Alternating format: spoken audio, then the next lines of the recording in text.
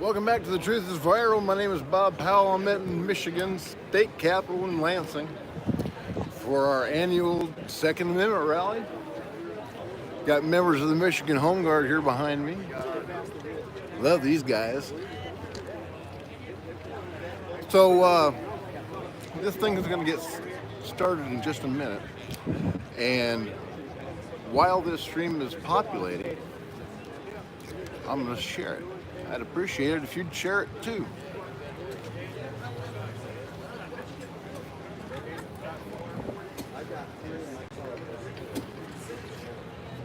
Turn this camera around and show you some of the sights we got going on here. Yeah.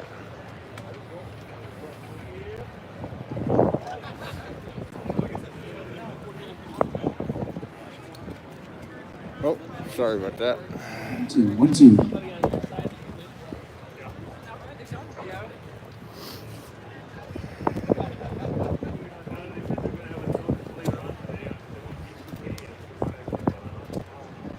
One, two.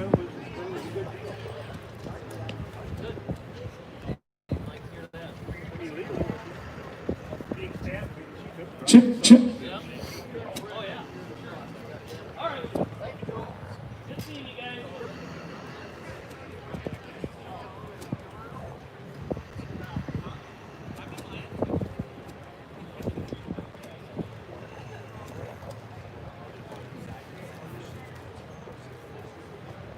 What, Joel, you good? One time.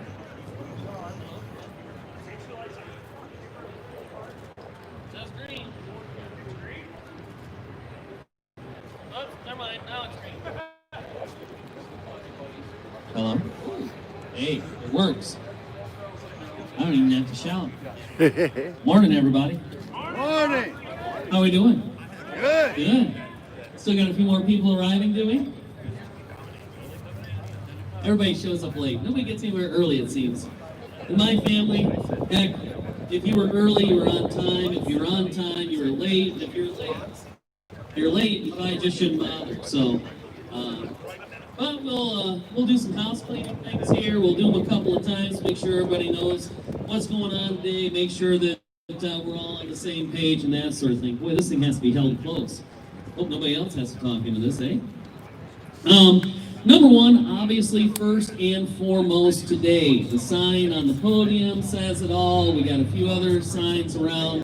Gun safety first and foremost. We are ambassadors for firearms rights. We are ambassadors for firearms safety. Safety first. Okay? We all know the rules. Make sure that gun's pointed in a safe direction. If you've got handguns, make sure they stay holstered. They don't need to be coming out of that holster for any reason other than something that's appropriate, which I don't expect to happen here, right? I doubt probably the safest place in the entire state right now, I would think. Amen. So, make sure that those handguns stay holstered. If you need to show it off, just kind of flip your hip out there a little bit. They look good. Okay, and then also, those of you with long guns, right? We got a lot of long guns here. We always do. It's a great thing. But remember when we go in the Capitol building, your gun is metal. Most of the stuff in the Capitol building is not. So make sure that we're conscientious of that. Make sure when we're moving through the building, we're avoiding walls, molding, any of that kind of stuff. We do have a historic building, and we want to make sure that we preserve the history and the beauty of our building. Okay, that's ours in there, so let's make sure we treat it with its due respect. Had several people ask me about bathrooms. Some of us have driven for a while, and some of us are aging, so we need bathrooms, right? So the Capitol entrance is to my left, and as you go directly in, once you hit the rotunda, if you make a left turn on the rotunda, the men's restroom is right there to the left of the stairwell, and I believe the women's restroom is somewhere near there. Don't ask me, I didn't go to that one. I'll let you find it. It's got to be close, though. They always think that plumbing's somewhere close. Flags and that sort of thing, you want to stick them in the back of your chairs and that sort of thing. Let's just make sure that we don't stick any signs or flags in the Capitol lawn. They appreciate it if we do not do that. So that was the one thing that was mentioned to me that I've not seen before. So no posting of signs or flags in the Capitol grounds. Make sure we keep those grounds nice as well. And as long as we're talking about the grounds, look, one of the things that we've been very, very proud of, this is our 10th year of doing this. You guys believe that? 10 years. This was first done clear back in 2009. I remember getting on a bus and going to Washington, D.C., and we did the Second Amendment March underneath the Washington Monument. The following year, we held it here, and we've done it every year since. We have done it safely, and we have done it respectfully. And one of the things that reflects on the respect that we have for these Capitol grounds is that they always seem to be cleaner when we leave than they were when we got here. Now, this year they were pretty clean, so I think we can have equal too, but man, make sure your trash is picked up, don't throw anything on the ground, stick it in your pocket, police it, put it in the trash cans that are available, make sure that we leave the Capitol grounds cleaner than when we found them, and make sure that we reflect well on ourselves. This march is put on by the Michigan Open Carry Group, as well as Michigan Gun Owners. But Open Carry is part of this today. How many of you are members of Michigan Open Carry? Let me see a show of hands. Good. All of you should be Michigan Open Carry members by the end of the day, because they have a special today. For an individual 1-year membership to Michigan Open Carry, it is going to cost you the grand total of a $1 bill. If you are not a member by the end of the day, you are foolish. I'm just going to tell you that. Right? That's just sheer foolishness. Now, a family membership, they doubled down and said, okay, $2. $2 for a family membership. You and your whole family, $2. For the first year.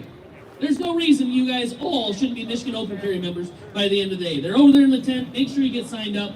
It's a great way to increase our numbers and make sure that we are effective when we go to the Capitol and lobby for legislative members. We gotta have the numbers. You need to be counted among those members. And so you can do that today for $1. That is the biggest thing that you can do to help our voice for our rights with our legislators, our representatives, and our senators. So make sure you get signed up today for Michigan Open Carry. I also want to get a very, very, very special thank you to Firearms Legal Protection. I'll be talking more about them later today, but this event does cost money. It costs quite a bit of money, especially when we're bringing in keynote speakers of the caliber that we're bringing in. And, you know, we're looking at anywhere from, you know, $3,000 on up to put this event on. By the time we get to Capitol grounds, the tent, and several other things, the price of this event goes up. So to that end, I want to give out a very, very, very special thank you to Firearms Legal Protection, who donated quite a bit of money to make sure that happened here today so that we could enjoy this. We appreciate that, and your donations will help as well. We'll talk about some of that later as well. Looking to see where my time is at. So, I think we have Sheriff. Good morning. Good to see you. Always got to say hi to the boss. So, appreciate everybody being here. I think we should probably get this started off right. And if I have my music cued there, we will do the national anthem.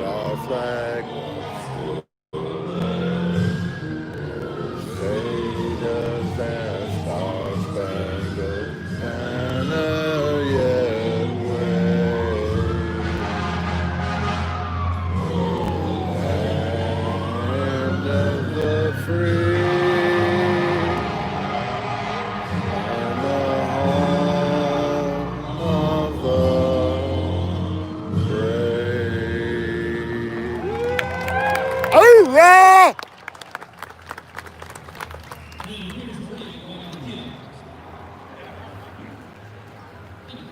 Let's get back up where the action is, folks.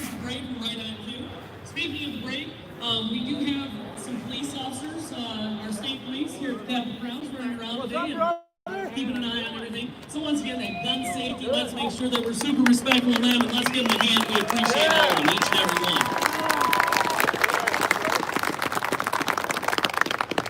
I gotta be honest with you, this has been an odd year, don't you think?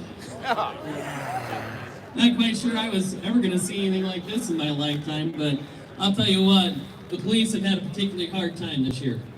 And I think they deserve our support, I think they deserve our love, and I want to make sure that they know that we support them 110%.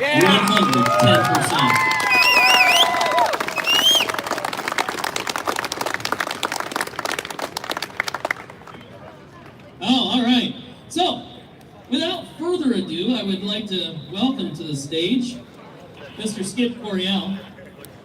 Mr. Skip Coryell is the founder of the Second Amendment March. Like I said, 2009, he organized the Second Amendment March. He felt it was time. He felt that the Second Amendment was continuously under threat. And he said, look, we're going to have to do something. So in 2008, he started organizing. Took it about a year. And we went to Washington, D.C. I remember that year. I chartered one bus myself. There were several other. We had, 3,000 or 4,000 people there. I think the estimate was a little low. But there were a ton of people there. We had a lot of speakers. The day went amazing. And Skip just did a fantastic job in putting all that together. By the way, just as a side note, we're of all ages around here. Anybody wonder, have you ever thought to yourself, I wonder what old really is?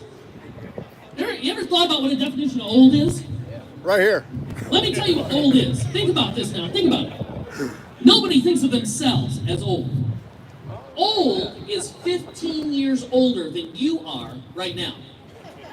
I'll go along with that. I tell you right now, Larry doesn't think of himself as old. But if I had 15 years to his age, he'd go, man, that's old, right? You know what young is? 15 years younger than you are right now. It's all on a sliding scale. Now, that all being said, I'm 48 years old. I am. And I am young compared to this guy coming up. How old did you turn today, Skip? I'm gonna get you for this. Someday.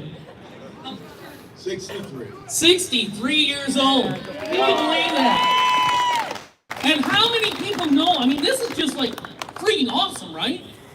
My nephew was born on April 19th. Who knows the significance of that today in 1775? Concord and Lexington. Yeah, Battle of Lexington Concord. The shot heard around the world. That's a cool birthday. Guess what today is? September 17th, 1787. Constitution. Who said Constitution Day? Constitution Day. This is the day that our founding fathers signed the Constitution of the United States. How cool is it to share a birthday with that? So, I like sing-alongs. So, somebody give me a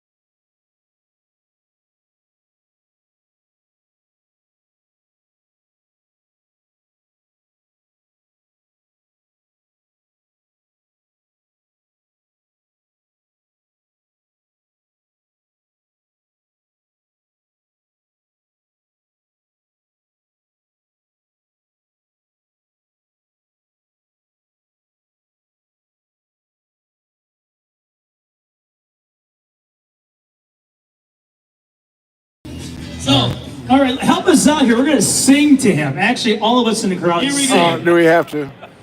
Skip. happy birthday To you. Come on, people. Happy birthday to you. Happy birthday, dear Skip. Happy birthday to you. Now, I did want to say, just because I call them old, there's one last thing I want to say. I got a friend of mine. My friend says there's an exception to the old rule. He says you're only as old as the woman you hold. So Skip is looking awfully doggone good for 43. He has a lovely wife and lots of game. It's too late to suck up, Joe. All right, yeah, I am the founder of the Second Amendment March, so all of this is my fault. And as founder of the Second Amendment March, I'm making a decision, an imperial decree right now. Next year, the Second Amendment March is not going to be on September 17th, okay? I can't deal with all the attention, all the excitement. But hey, I was thinking on the way up here, and I woke up like at 4 a.m., because I always get nervous about these events and things like that when I have to talk. And I was thinking, what do I want to say today? And I got to thinking back to last year, right? You guys remember last year? It seems like about 25 years ago. And if you look at what happened last year when we were here, and this year, so much has happened. And it's like in the last 8 months, I don't feel like we're even living on the same planet anymore. This is like Planet of the Apes stuff happening here, right? I mean, it's like, you go to the store, and I used to be able to walk into the store and I'd go get my mocha frappuccino and I'd walk up there, I'd pay for it, people would be smiling. Now I walk into the gas station and they say, sorry sir, you can't come in here, you're not wearing a mask. And I said, well, I'm not here to rob the place. Okay? But it's just crazy. It's like, in what universe does any of this make sense? Not this one. It doesn't. It doesn't make sense at all. And it got me to thinking, if one person, our governor, if she can make rational adults think crazy, be afraid of the boogie virus, lock us down, force us to stay inside our homes, force us to put on a mask, and make us feel like criminals if we don't, what is she going to do next year? You ever wonder about that? I'm thinking maybe we should get rid of her. Because this is just too crazy. It's just too crazy. And you're thinking, well, this is not a mask event, okay, so she's a mask Nazi, right? Yes. But the thing is, if she can do that, if she can make patriotic Americans don a mask, tell us where we can go, where we can't go, how late we can stay out, if we can even go outside of our home. Go to church. And go to church. If she can make us do all of those things with a stroke of her pen, what does she have up her sleeve for 2021? It's like, I don't trust this woman. I don't trust her at all. Is there anything to say that she wouldn't make it illegal for us to have guns on the Capitol grounds? Whoa. You know what? She's already trying to do that. Did you guys know that? Yes. She tried to stop us from having this march today. So, I think she might try it. The thing is, you can't rule it out. A rational, sound thinking human cannot rule it out. Because we don't recognize today's world. We don't. It's like science fiction. I write science fiction books, apocalyptic adventures, right? When we did the lockdown back in March, right? I durned it around for a couple of weeks, and then I thought, well, geez, I can't go outside of my house, I can't do anything, and I go, hey, I'm a writer. I'm always complaining about not having enough time to write. And so I said, you know what I'm going to do? I'm going to go ahead, I'm going to write a novel, and my goal is to finish it before the lockdown ends. I could have written War and Peace, and the lockdown would still not be ended. Okay? I finished it, the COVID Chronicles. It was banned from Amazon because it was deemed insensitive to all the millions of people who were dying from coronavirus. Okay? And so I said, what the heck, I'll write another one. I'm still locked down. So I wrote the second installment, and now I'm writing the third. So I could write a 10-series book, and Governor Whitmer would still want us locked down. Any woman who would do what she is doing right now to us, she needs to be recalled. She needs to be gone. We need to get her out because we can't trust her with our freedom. She's already proven that she wants our freedom. She'll take and take and take until we tell her no. There's a time to stand up. There's a time to be silent. Today is not the silent day. Okay? Today, you stand up and you say, no, not on my watch. You can't do it. No more silence. Redmond Burke, what did he say? Hundreds of years ago. All evil needs to triumph is for good men to do nothing. Okay?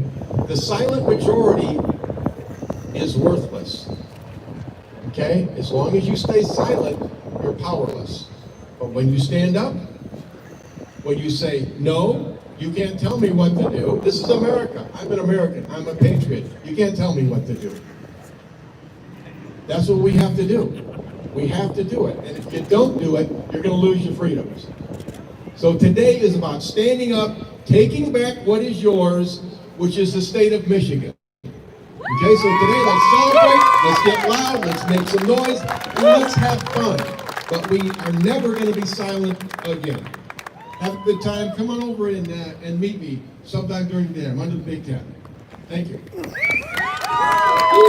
Hey, which segues right in. Let me remind you once again, Michigan Open Carry memberships only $1 for individuals. For families, only $2. So make sure that you get in there and get signed up for Michigan Open Carry. Next, I would like to welcome to the stage a man that you all know and love. A man that, quite frankly, had some transformative change in the Michigan Open Carry organization. His leadership has been superb, and I think the leadership going forward will be superb. Unfortunately, and fortunately at the same time, right? Good and bad. It's always good to have some new blood. It's always good to have new leadership, but it is sad to lose really, really good leadership as well. But we have some great leadership coming forward with Michigan Open Carry. Joey Roberts is now the president, our immediate past president. Raise your hand there, Joey. Joey is mayor. He's just a great guy. And we've got Christie Bass as our vice president now, which is fantastic. But Tom Lambert has been the past president of Michigan Open. How many years did you serve? 5 years. 5 years as president of Michigan Open. And look, that is a dedication and time. It takes a lot of time. He spent a lot of time here at the Capitol. I didn't spend nearly as much time as he did. Tried to get up here, also help with some connections, doing the legislative lobbying, those things behind the scenes that take time to do, the relationships that it takes time to develop, and those relationships that you continually have to develop over and over again because of term limits. So it's real challenging for lobbying for the Second Amendment, especially when those are not paid positions. It's 100% totally volunteer. Tom has added some other things come up in life. He has been in school now for, is it a year and a half now? 2.5 years, about 2.5 years doing the job of president, as well as 2.5 years in law school now. And you'll be completed with another year and a half or so. You'll be an actual lawyer and have your own bar card number, and I'm looking forward to that. There's very few other people that can make an argument like Tom Lambert. He is going to be incredibly successful, and he's also passionate about firearms rights. I expect to see a lot of good casework that he will do in the future, and so I'm very excited about that future for him. He still maintains his full-time job, and of course he has a family, and part of that family's not here with us today. Ann's at home. making sure that she takes it easy, because I heard there's going to be another member of the family coming soon, yes? Yeah, Anne's finally going to have a daughter. Is that what I understand? So, congratulations, right? Tom did some good work there, too. Anne doing most of it, obviously. But, so, I'd like to welcome to the stage former past president of Michigan Open Carry, Tom Lambert, and my friend. Hey folks, if I can remind you, and if you have the ability, please visit the links below. Thank you, everyone. Click that It is PayPal once button, again because my honor this to ain't ask, cheap. who is open Driving carry 8 today? hours, folks, to get down here, there and back.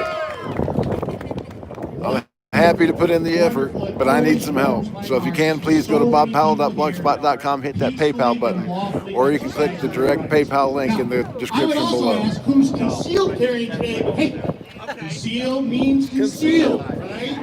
Right, yeah, conceal means conceal. Let's talk about something. You heard what Skip said. Silent majority, nobody cares about the silent majority as long as you're silent. People ask me, well, Tom, do you prefer open carry or concealed carry? I want to make it clear. My answer is yes. Whether it's open carry, whether it's concealed carry, it has long been the position of myself and Michigan Open Carry that each one has benefits and drawbacks. It is up to you, the individual, to decide what is best for you in your particular situation. If that's open carry, wonderful. If that's concealed carry, wonderful. If that's both, even better. As long as you are the one making the decision. It is not my job to make that decision for you. And most importantly, it is not their job to make that decision for you either.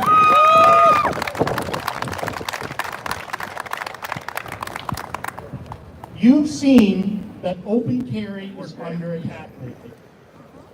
But we all know it is not just open carry that's under attack. They don't want to do away with open carry. They want to do away with all of our gun rights. So whether you open carry, whether you conceal carry, whether it's a mix of the two, we all need to stand together. We all need to stand up. We all need to be heard in defending the freedoms that we all cherish.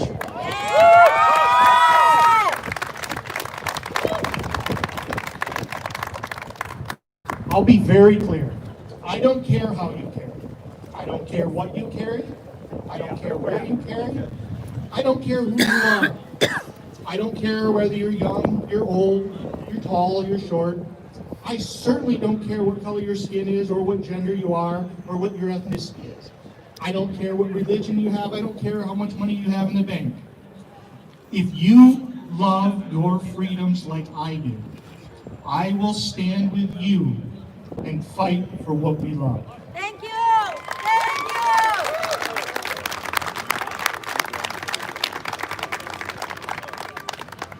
And that is why we come together at these events.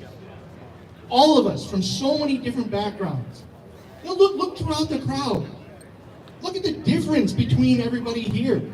Look at the different types of firearms. I'm always paying attention to, oh yeah, I like that one. Oh, hey, that one's really neat. Or, oh, tell me about that one. Look about the people that are carrying it. There's so many different backgrounds from all walks of life here. Because at the end of the day, the Second Amendment is for everyone.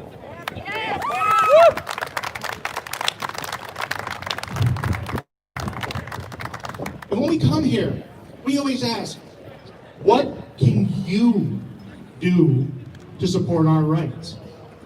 Let me be clear, you don't have to be the president of an organization. You don't have to be an attorney that fights cases all the way up to the Supreme Court. You don't have to spend years working with the Attorney General's office to get friendly Attorney General opinions. You don't have to spend countless days and hours lobbying here at the Capitol on legislation. You don't have to be an expert on gun law. All you have to do is just be you. Every small thing that you do adds up. Now, maybe you're like me, and this is, I think it's my 8th Second Amendment march. where you've been doing this for a long time, you know what you're talking about. Your fire is raging hot. Or maybe this is your first Second Amendment march. And your fire is just this little flame back in the corner. When we ask, what can you do? We're asking you to find that flame, however big and small, and feed it, and have it grow, and then have it transfer to other people. There's somebody here today when, Joel, forgive me, Joel, because I'm going to do your job for you. The next speaker, I'm going to end up introducing. Because next speaker is what I call a SAM success story, Second Amendment March success story. 2 years ago, I stood on the stage and I mentioned a very similar message to the one I'm mentioning today. As well as other speakers said their messages about unity and support and fighting. There's someone in the crowd who didn't really know much about guns. She wasn't really sure that she was really into guns. She thought that special people had guns, and that was fine for them, but guns were not something for the everyday person. And so she came to the Second Amendment March to see, what is this all about? Why do people care? She had that small flame in the back of the corner. And when listening to the speakers, talking to the people in the crowd, and meeting everyone here, that flame grew by a little bit. And it started to grow more and more and more. And 2 years later, just a short 2 years later, Christie Bass, our next speaker, is a certified firearms and trainer who has passed her fire on to at least hundreds of other people. Think about that. Hundreds of other people now know what they're doing, now have firearms training, and now have the same flame that you do because of Christie in 2 short years. How about a round of applause for that?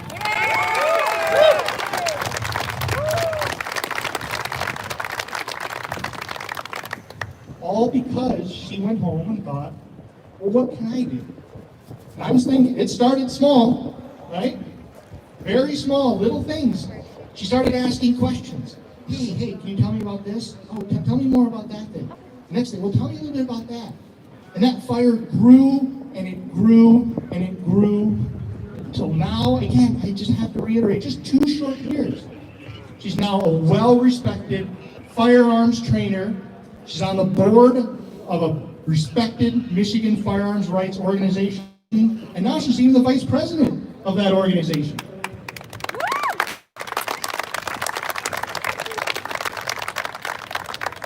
So I'm going to hand the microphone off, and I want you to give a very, very warm welcome to someone who was just recently out there with you and now is going to share her story with you, our SAM success story, Ms. Christie Bass.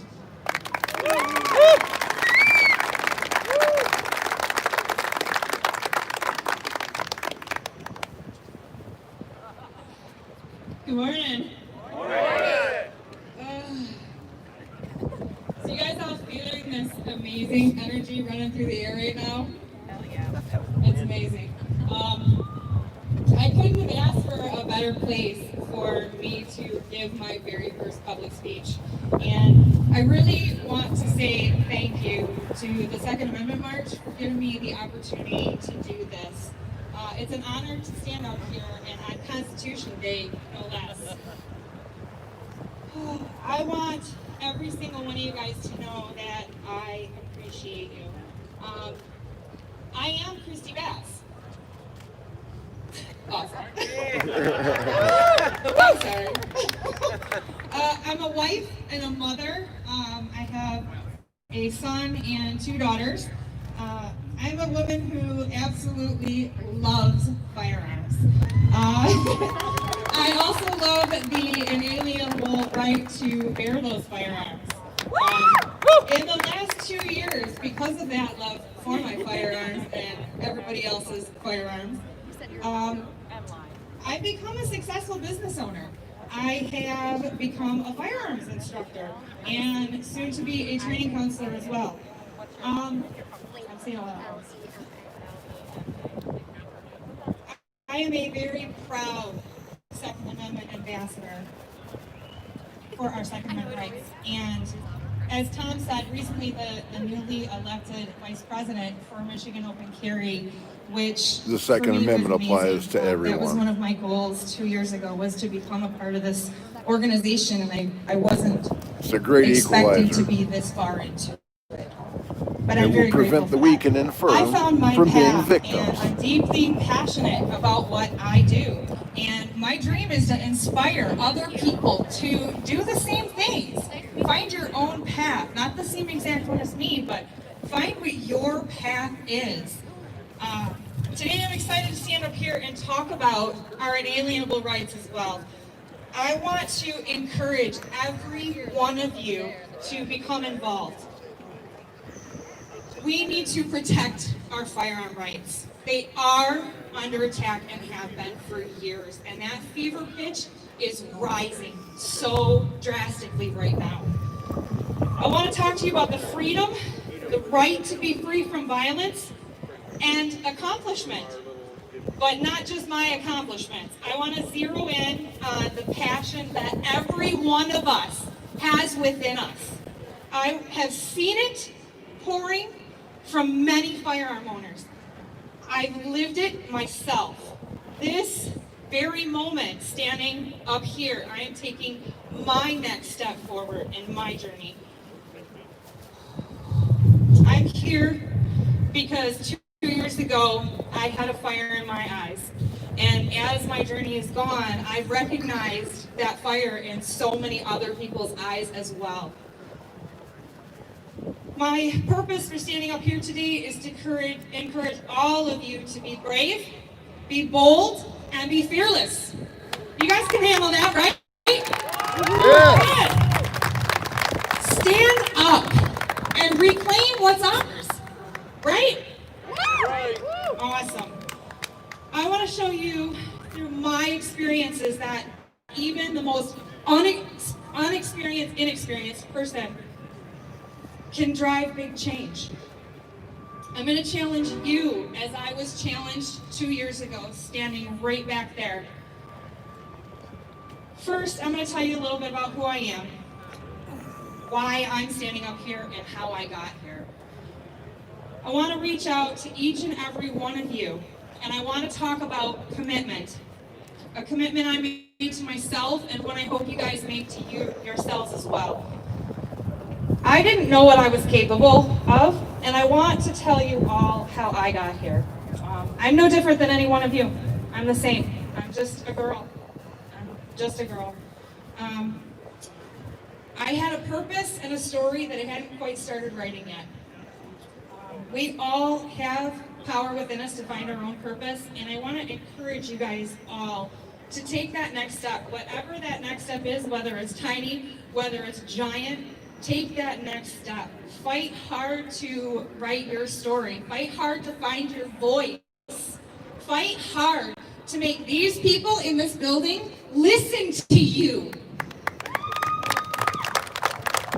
So I came from a broken family, and I spent a large portion of my life in foster care. I suffered shaming, violence, being controlled, and my voice was routinely silenced. I was meek and I was quiet.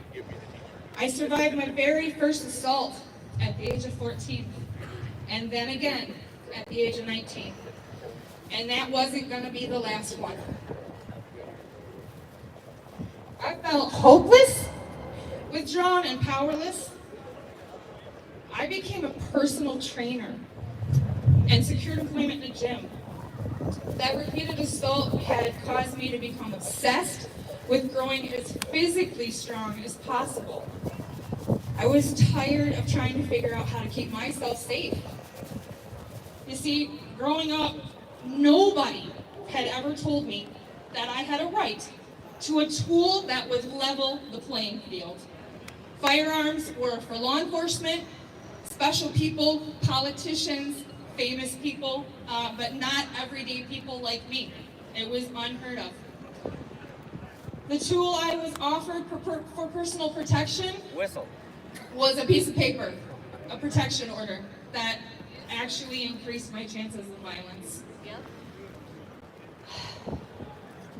That personal protection order was to stop things before something happened, but my only real chance was justice afterwards if I survived it. Growing up, I learned extraordinarily little about firearms. Thankfully, when I met my husband, we would shoot from time to time, and I enjoyed it, but I didn't quite get it yet. Like many wives, I would roll my eyes when my husband wanted to buy a new firearm. I would wonder why we needed another really expensive piece of metal in the safe. Why do we need violent objects in our house? Because I was raised to think that guns were violent. I'm now standing up here with a firm, solid understanding that guns do not cause violence. Guns are the one thing that will end violence. Yeah. So in 2017, my husband took me to buy my very own firearm. A few months later, he asked me to come to the Second Amendment March. I agreed, and we dedicated some time to attend. Little did I know that standing right back there, my life's purpose was about to be laid at my feet. We were a little bit late getting here, and I was still pretty perplexed by the fact that I was carrying a firearm on state property and inside the Capitol. That was just unreal to me. And the fact that I didn't have to hide it. See, at that point, I had already scoped out Michigan Open Carry, and I was already learning that, we have nothing to hide. And I still hear that in my mind to this day. You have nothing to hide. Walking down the road, I have nothing to hide.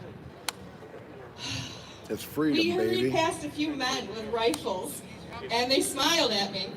People were kind, and their eyes were bright. All of them were carrying firearms, and everybody was so happy. Not a single hint of violence was coming from anybody. It was not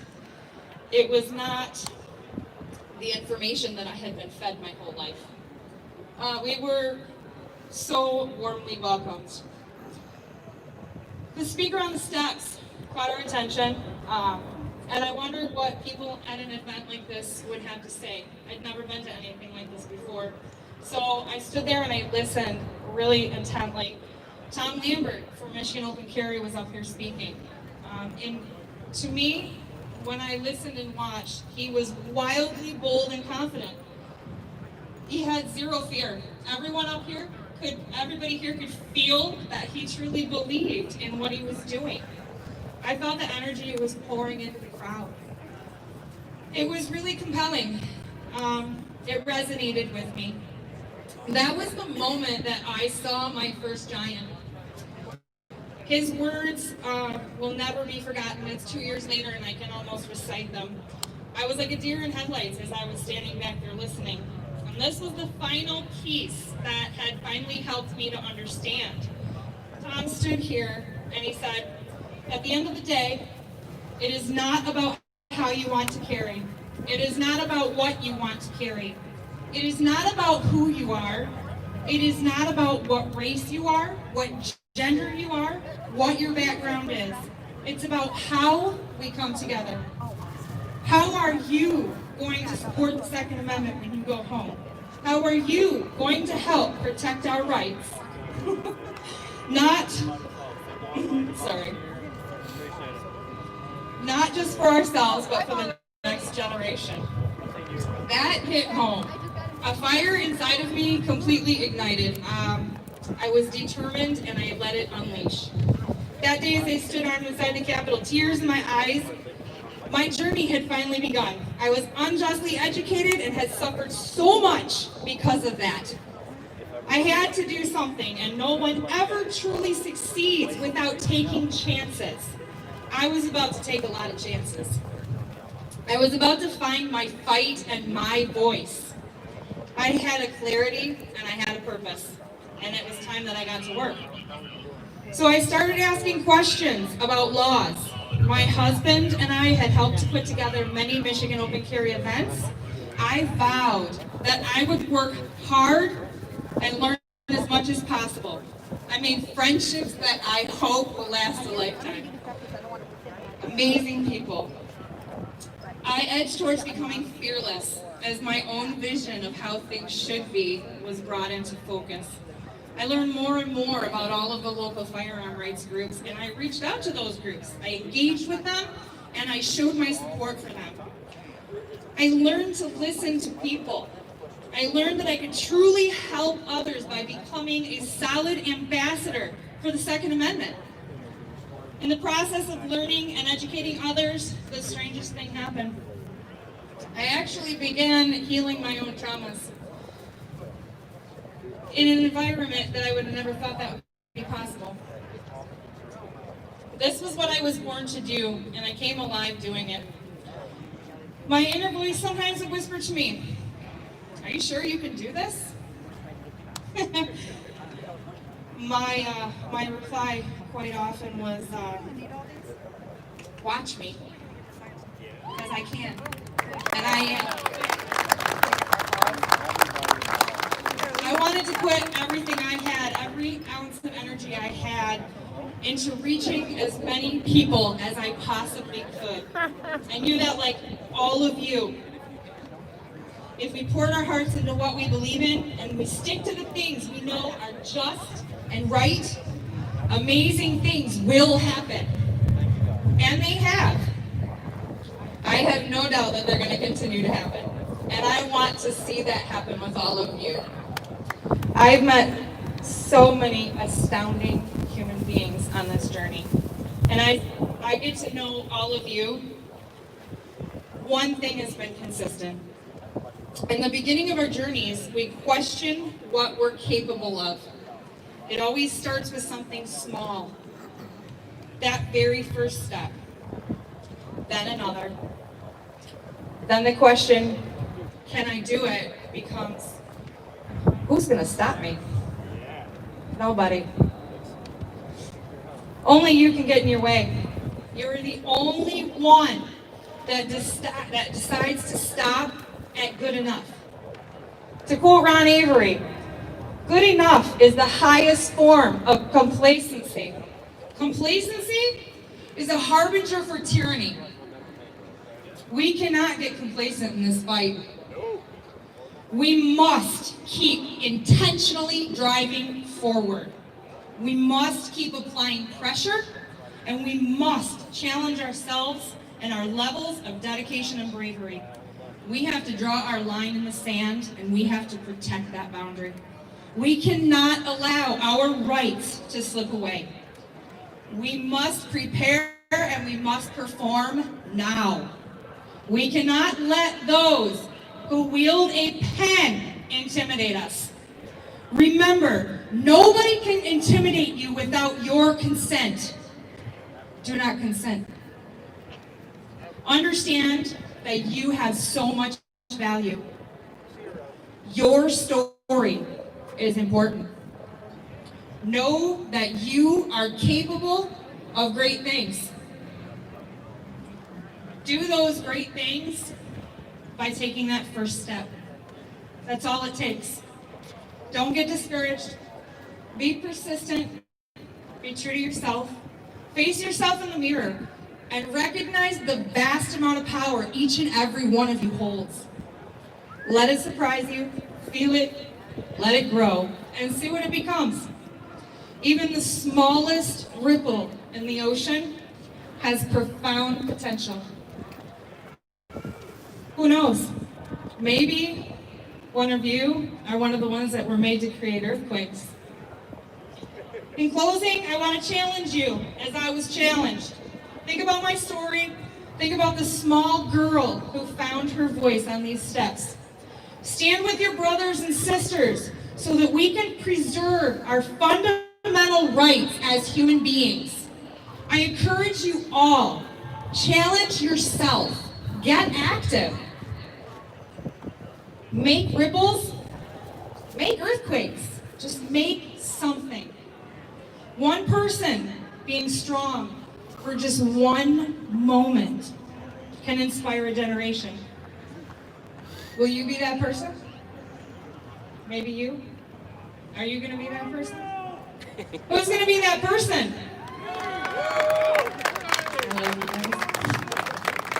Stop asking for permission and just go for it. Let them know that you will not be silenced. Let them know that you are not going to put up with legal violence. Find your deed, find your tiny voice, and take that step forward. Joel, thank you. And Second Amendment March, thank you so much for all the changes you guys have made in my life.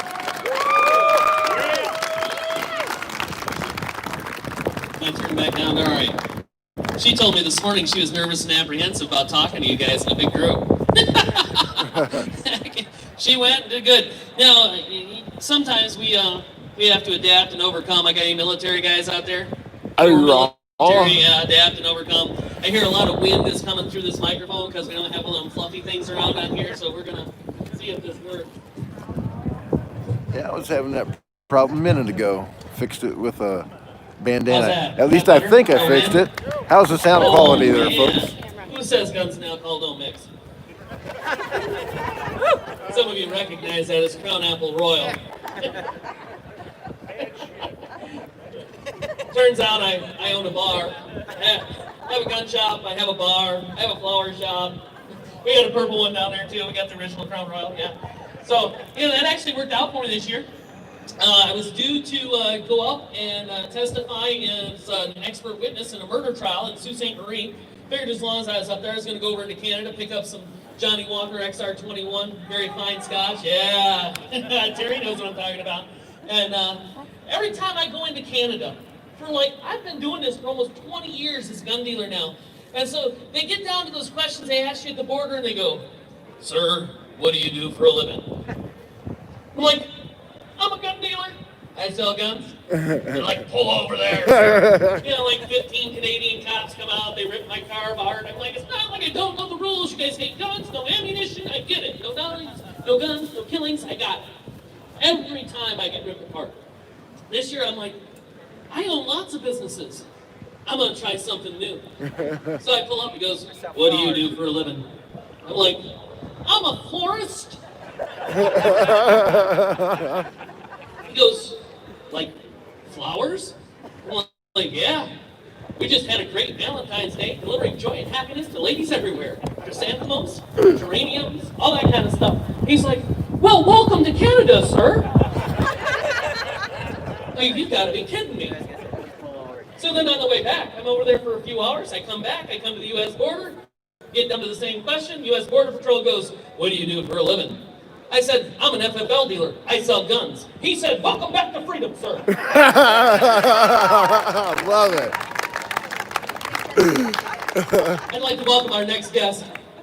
He is probably one of the preeminent attorneys. You know him very, very well for self-defense, firearms. He is the master of the plea agreement. He's got some wicked good deals, but he has also defended adamantly some folks that are 100% innocent and been very successful. And we appreciate his insight, his expertise. He is the attorney of record for Michigan gun owners, and I'd like to welcome to the stage Mr. Jim Mikowski, Esquire. Don't forget, folks, if you have the ability, hit one of those links below and donate towards our mission of saving lives and winning souls for Jesus Christ in these very last days. Taking these trips gets to be a bit expensive, if you know what I mean. I'm volunteering my time, but I need help with the expenses, okay? Thanks. Click that link. Love you. We value the right to keep and bear arms. Our forefathers recognized the necessity of armed citizenry, and seeing all of you here today is a tangible demonstration of the Bill of Rights. How many of you know someone who purchased their first gun this year? Raise your hands. How many of you bought your first gun this year? Anybody? Well, mainstream media has tried to label gun owners as racist. This is fake news. There are people here from every race, every creed, every sexual orientation, every walk of life. Gun owners are America.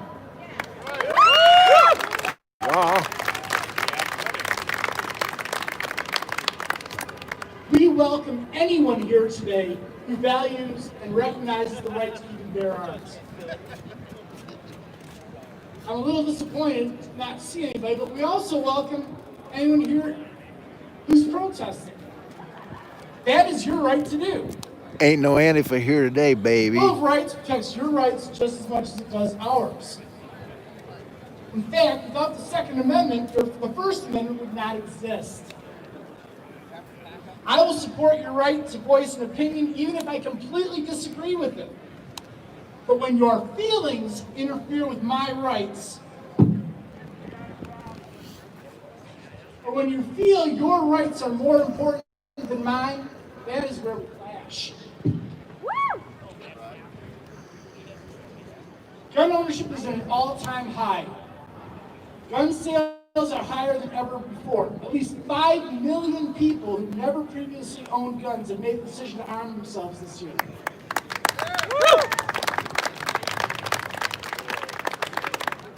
Why? Because no matter where you fall on the political spectrum, people are realizing that the police cannot protect them. In fact, in too many areas of this country, the police themselves are under attack. Just this past Sunday, 2 LA County Sheriff deputies were shot beheaded in ambush. As if that isn't bad enough, protesters showed up at the hospital where the brave officers were fighting for their lives and they were chanting death to the police. We have been fortunate in Michigan so far. We haven't experienced anywhere near the violence we are seeing in LA or Portland. But that doesn't mean it can't happen here. That is why the right to defend yourself and having the victim the tools to do it is so important. We are not going to be victims of mob rule.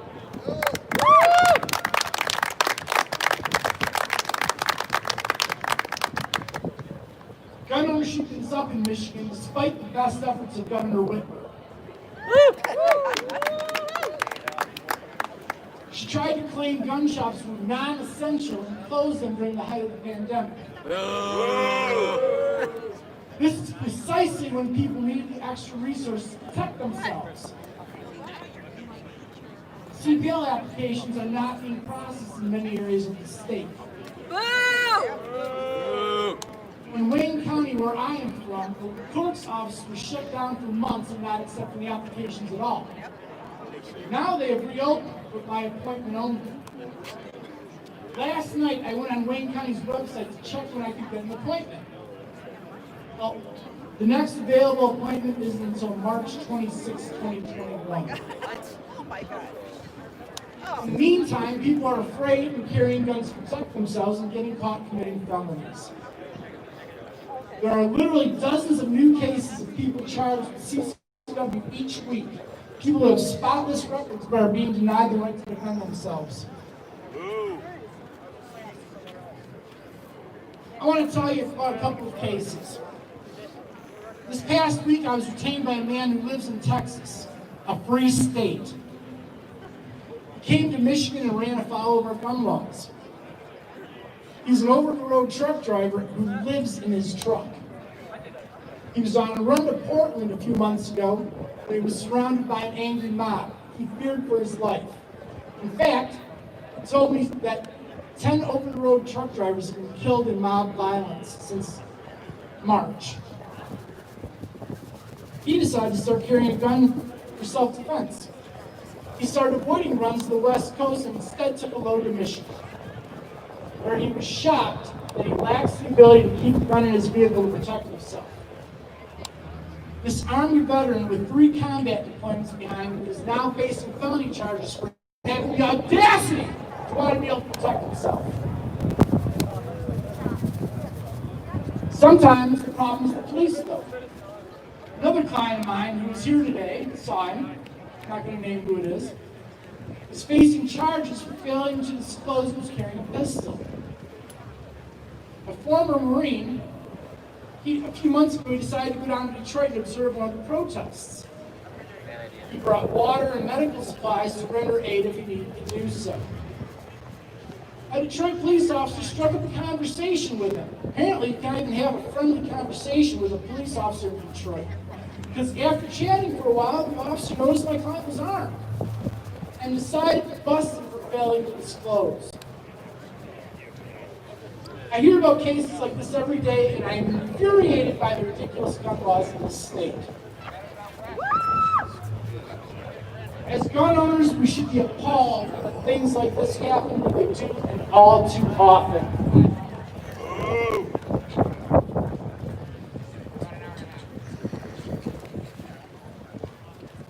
It is time for this to stop. It is time to stop allowing law enforcement to interfere with the rights guaranteed by Article 1, Section 6 of the Michigan Constitution. It is time to stop criminally charging people whose only crime was a desire to protect themselves from predators looking to do them harm. And it is time to stop pretending that a sign that says pistol-free zone will actually stop the next mass shooting.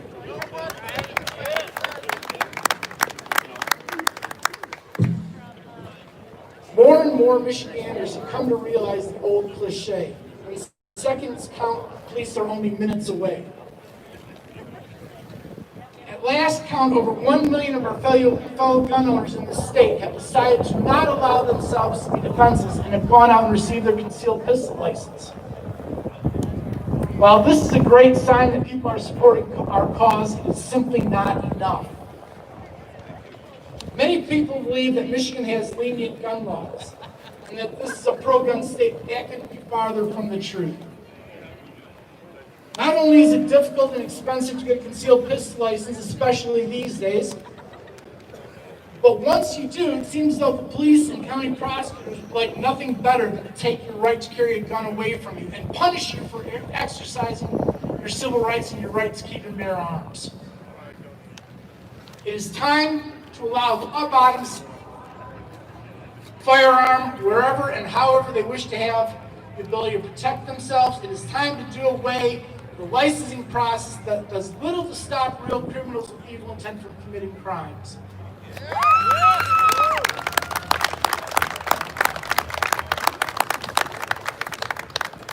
Thank you all for coming out here today. I couldn't be prouder to be part of this event every year. And it is great to see all the new faces and all my old friends here. Please stay safe. God bless America. Don't forget, folks, if you like what you're seeing, hit one of those links in the description below. It'll take you to bobpowell.blogspot.com. You can hit the PayPal link there, or you can go straight to the Truth is Viral link on the PayPal. All right, They're both in the description below. If you like what you're seeing, help me out with the expenses, please. God bless you. We got about 5 minutes. I'm a little behind schedule, so you got about 5 minutes for these next two speakers. Catherine Henry has organized the Unlock Michigan, which is it? Restore Freedom Movement. And she is an attorney. She is going to speak for about 5 minutes and probably tie that into our Second Amendment rights, I imagine. So here we are for about 5 minutes. We'll see if we can keep a lawyer down to 5 minutes. I know we couldn't keep Jim there. I spoke for 5 minutes at the Supreme Court last Wednesday. I think I got this. That's all I know then. That's all I have now. Hi, guys. Hello. Who here likes the Second Amendment of the U.S. Constitution? Yeah. So who here thinks that whether you like it or not, you have to enforce it? That's it? Okay, let me try this again. Who here thinks that regardless of whether a law enforcement officer or governor or legislator or anybody else likes the Second Amendment, that it's their job to enforce the Second Amendment? Amen. That's a little hard. So something that I've talked about over and over again at different speeches is that every single person who serves in our government as a government official takes an oath. They take an oath of office. Actually, as attorneys, we take an oath too because we're officers of the court. So we take an oath which under our state constitution is Article 11, Section 1, to uphold the U.S. and Michigan constitutions, period. Not when it's easy, not when we like it, not when, you know, things are going good or what works in our political favor. We take that oath to uphold the U.S. and Michigan constitutions. Keep that oath. But it also is found in Article 6 of our U.S. Constitution that we have to take that same oath. And it's something that more and more people need to take seriously. So I was kind of told last second that I had to change up what I talk about. So what I will tell you is that this is coming from the context of, I am the one who wrote the Restore Freedom Initiative Constitutional Amendment petition. Because I'm sick of the garbage that's been going on. Yeah. So you guys can sign the 1945 repeal, you can sign the recall. Oh no. Was it good now? There you go. You can sign those, but the Restore Freedom Initiative petition is really going to be the home run on this thing. That's going to bring us back to the constitutional form of government that we're supposed to have to begin with. Yeah. Right. We don't need to file 15 lawsuits against the governor and the attorney general to get our rights back. We don't need the court to tell us that we can exercise our God-given rights. Doesn't mean I'm going to stop fighting there, which is why I've been filing brief after brief with the Michigan Supreme Court and Court of Appeals to fight for all of the constitutional provisions that are in there. Thank you. Yes! But I also need your help. So I do need you to sign that constitutional amendment petition, the Restore Freedom Initiative. Mary and some other lovely ladies are over there waving at you guys, and I believe we have a table somewhere else. But one of the other things I've been working on since all this has been going on, how many of you have heard of Steve Bucola? Anybody here? So anybody here who's heard of the Lowell Chief of Police who was fired or forced to resign because he stood up for the Second Amendment? Yes. Oh.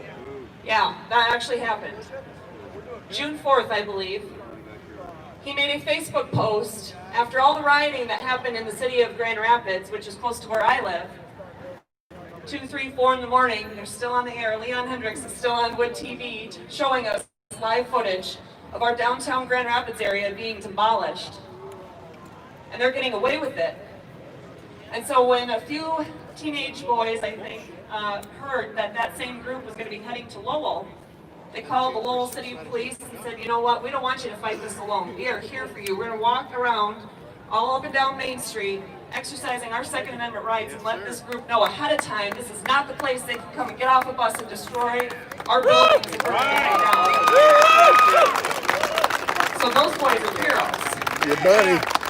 And so our chief of police made a simple Facebook post in Lowell that said, well, this is what these guys are going to be doing. You don't have to call 911 and complain about it. We know they're there. Here's what they're doing. And he ended it with this sentence. The Lowell City Police supports the Second Amendment and the legally armed citizen. I think that's a good thing, don't you? Yes, absolutely. That's why he was fired. They did not think that the Lowell Police should support the Second Amendment or the legally armed citizen. So the attacks on all of our rights are real, whether it's one of the 181 executive orders that our governor has issued this year so far in 2020, whether it's one of these decisions that has come out from the Court of Claims or Court of Appeals, basically saying our rights don't matter in times of emergency, which is not true. There's no provision in the Constitution that says that. Or whether it's in the city of Lowell where they lost a chief of police that they had for just shy of 25 years protecting their community because he stood up for the Second Amendment. Now is the time.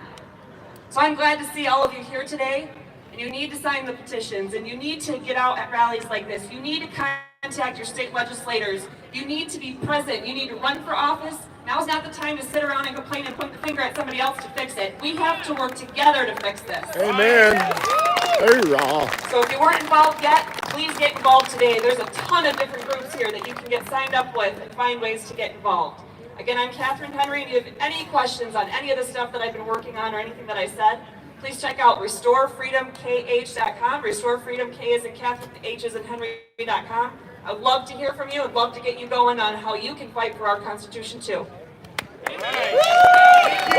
And you can join the fight to help me save lives and win souls for Jesus Christ All in these right. very last days by clicking that PayPal link in the video description below on YouTube, or go to bobpowell.blogspot.com and hit that PayPal button. There's a gentleman here. He said I'm just Tom Horn, but somebody else whispered in my ear. How many former military guys have I got here? Yeah, he is Command Sergeant Major Tom Horn. Yeah. Any of you that know military know that's a big deal. But apparently he is an incredibly humble guy, as I've already found out, and he's here to speak a little bit about that. Welcome to the stage, sir. Appreciate you. Good afternoon, all. I'm going to be fairly brief. We can get back on schedule. Thank you for the introduction. As you know, I can't really represent the military, so that's why I didn't really want that brought up. But I am a sergeant major in the Army. I go back and forth between here and Fort Knox, but I'm out of Macomb County. The recall movement started about 45, 60 days ago, at least with our group. As you know, there was a previous effort that kind of fell apart. We noticed that there was a gap with communication and coordination with the different efforts, so we brought this movement together. It consists of Terry Stock, President of the Second Amendment March, Jim Mikowski, Hope Sprinkle out of Jackson. There's a group of about 9 of us sitting on the board. But the reason why this is relevant is much of the same reasons that Jim Mikowski talked about and Catherine Henry before us. We have to restore government to working for the people. Yeah. This governor has usurped your legislature's authority. She decided to remove the people's representation, and she has to be held accountable. My personal view is I do not care if it was a conservative or a liberal. If they take away your authority, your representation, they must be held accountable. Yeah. That's what this effort is about. The recall movement has 60 days to gather 1.3 million signatures. What does that mean for you? We need every one of you to get out and get involved, not just sign, but to have everyone you know involved in collecting signatures. So that's what we're asking you to do. To go to our website, go to our Facebook page, visit us back here at this tent, and get involved. Okay? We need everybody to do so. Again, we will start mid-October, but I want to just again clarify, this is not just a political conservative movement. It is not the right against the left. It is a movement to hold government accountable. So thank you for your time. Thank you for being here. We look forward to working with you. Thank you.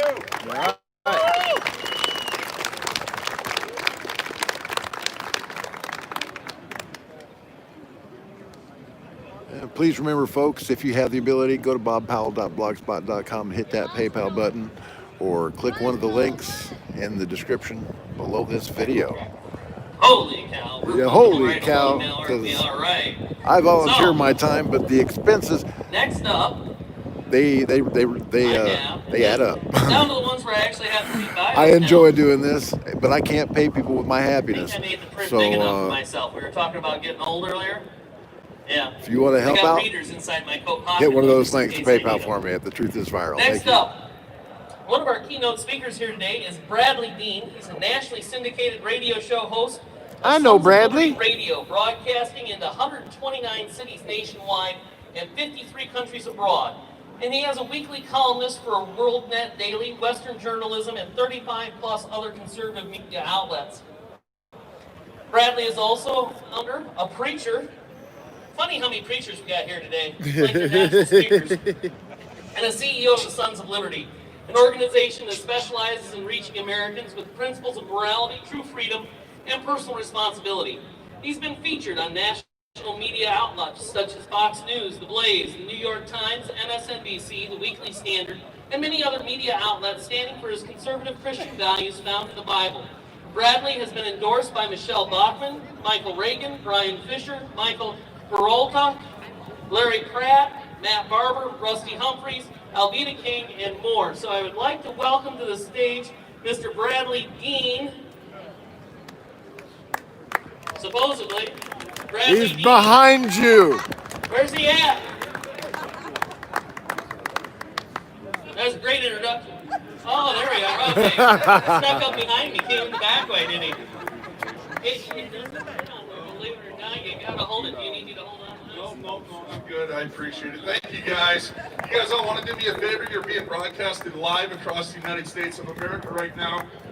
Turn around and say, hey to the camera, even if you can't see it, go ahead and give them a shout out, please. There you go. Well, we broadcast in about 131 cities across the United States of America.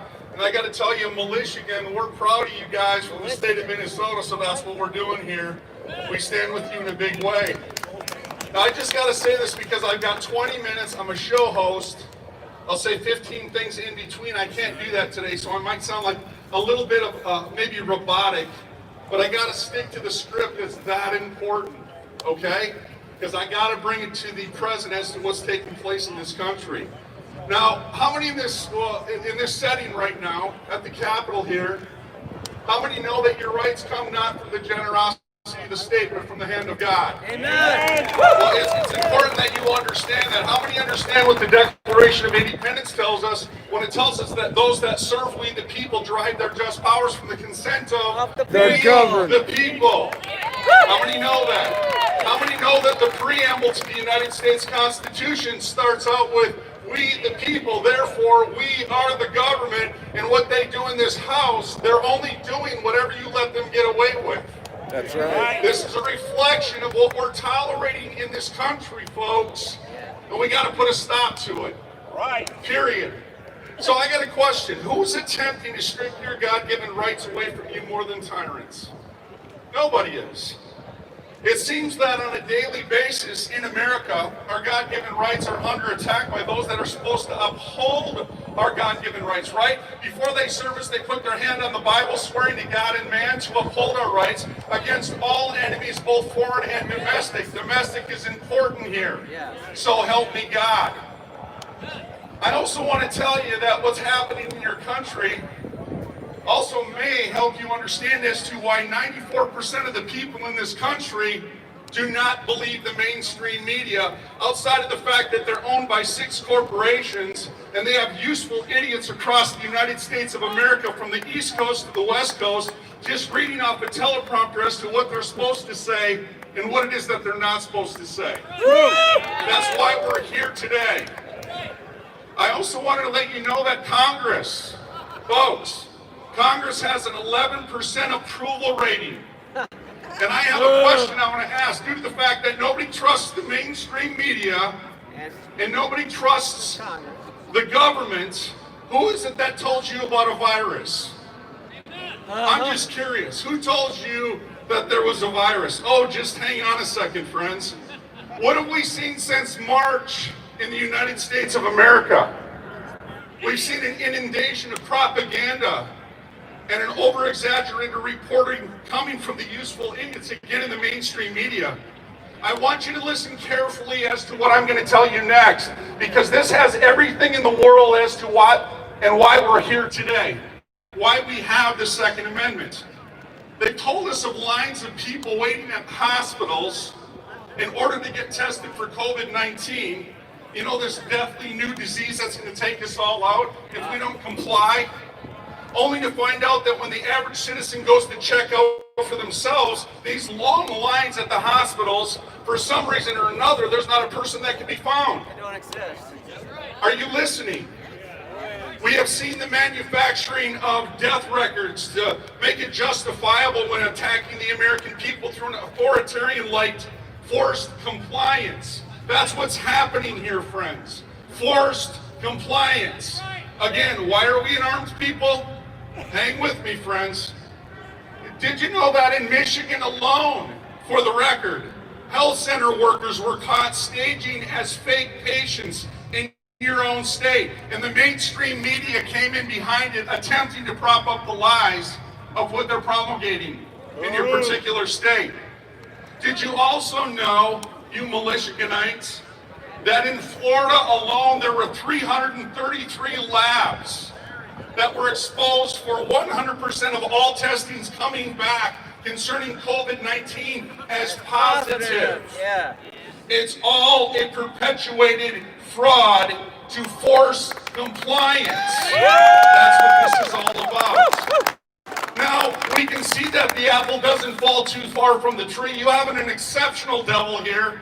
If you want to call her the governor, you can do that, but she's acting outside of her scope of authority. You know it and I know it. And the fact of the matter is the American people, you have the God-given right, if you take the time to peruse the U.S. Constitution, to impeach her, Article 2, Section 4, for the smallest of violations, and then indict her for her crimes against you and your God-given rights, Article 1, Section 3, Clause 7.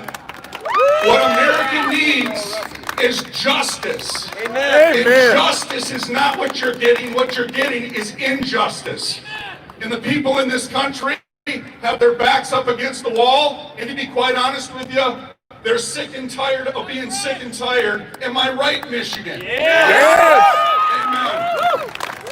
I want to tell you how this is all coming down. This is coming down from a guy named Bill Gates, who, by the way, is not a licensed doctor, nor is he an elected representative.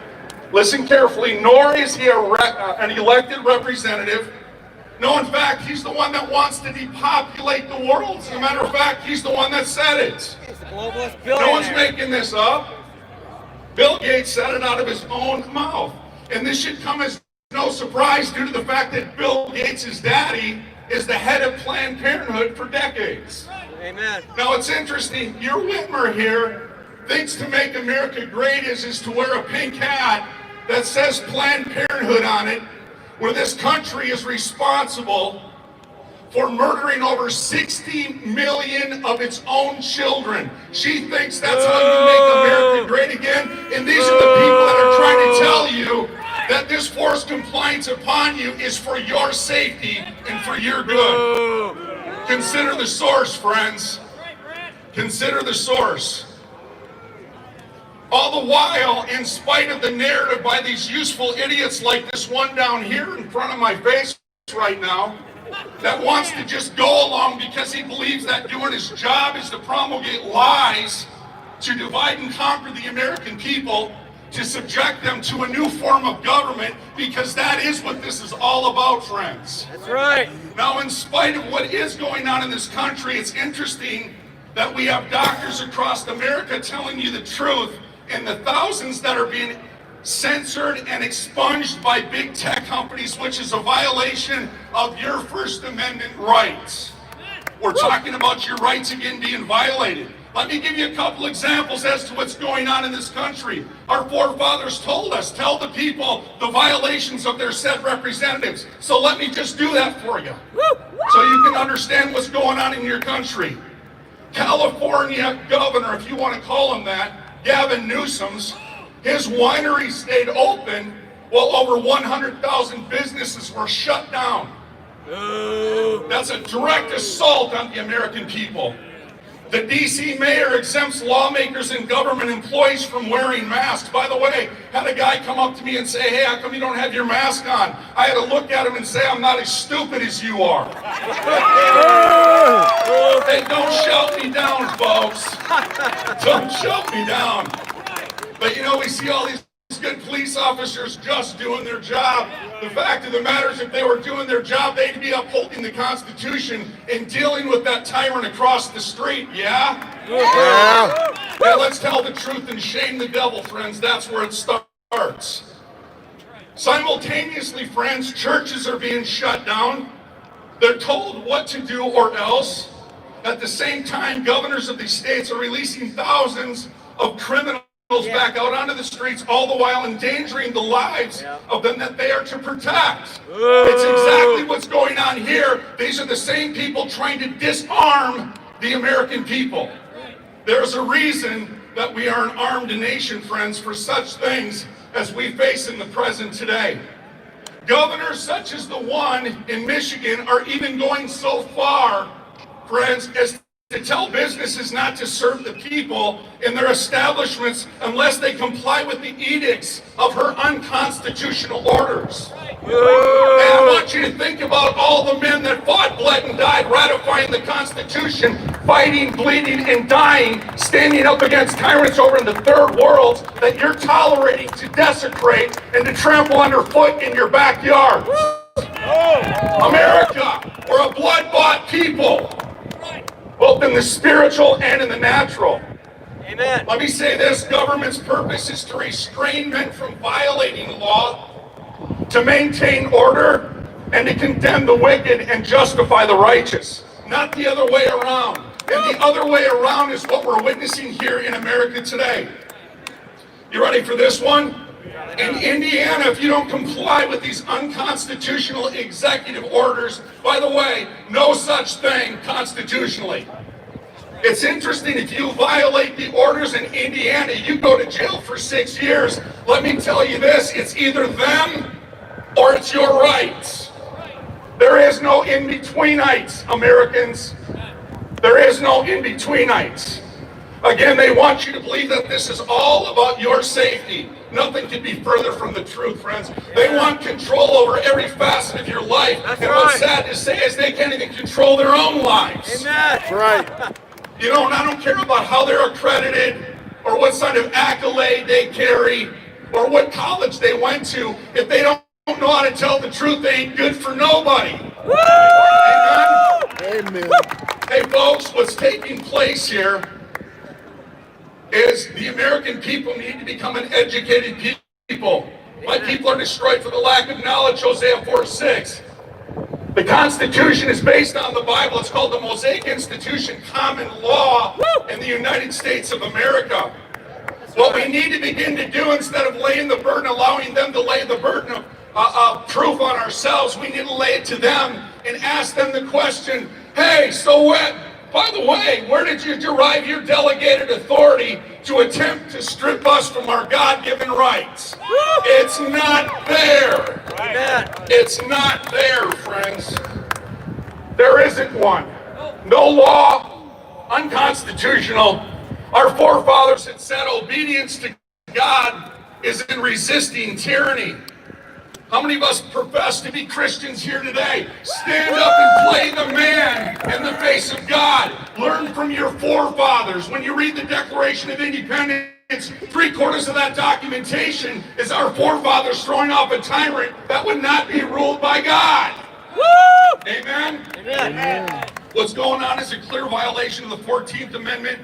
And again, all of this, I want you to think about this, all of this is being sold to you over a virus that they cannot even prove. I want you to think about this, 55% of the businesses in this country will never reopen again, while big corporations in this newly formed fascist state connected to corruption in government are flourishing like mad.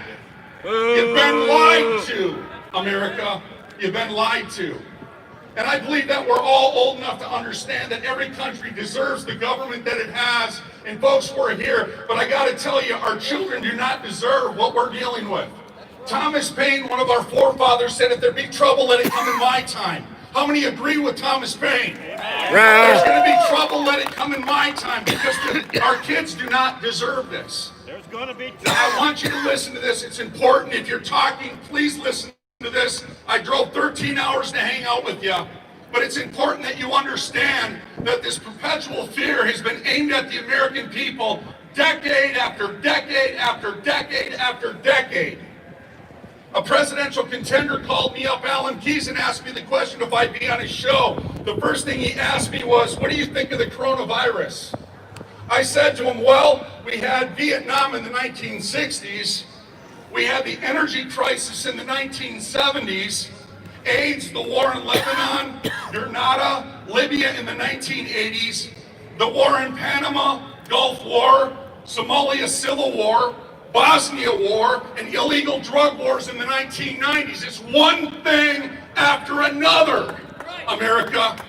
Then in 2000, the Afghan War, the Iraq War, the Syrian War, and then Y2K was going to destroy everything. Y'all remember that? Oh yeah. In 2001, there was anthrax. That was going to kill us. 2002, West Nile virus was going to kill us. 2003, SARS was going to get us all. 2005, the bird flu was going to kill every one of us. 2006, E. coli was going to take us out. 2008, the financial collapse was going to destroy us all. 2009, the swine flu was going to kill us. 2012, I'm not making this up. Friends, you can't make this up. Exactly. And every order that came down from corruption in government was there to strip you away from more of your God-given rights through every emergency that they declared through the lying 6 corporation-owned media on a global basis. 2012, the Mayan calendar predicted the end of the world. You remember this? 2013, North Korea was going to cause the World War III. 2014, the Ebola virus was going to kill us all. 2015, ISIS was going to kill us. Why is our government attempting to disarm us in the face of an enemy that is present? Amen. It's very telling. James Madison, the 4th President of the United States of America, said, if tyranny or oppression ever come into this land, it will come in the guise of fighting a foreign enemy. Folks, a foreign enemy is not attacking you. It's your said representatives that are attacking your God-given rights. Amen. 2016, the Zika virus was going to kill us. 2020, the coronavirus was going to kill us. Today, Americans are under attack like never before. So let me make clear, friends, that it's not a virus that's under attack.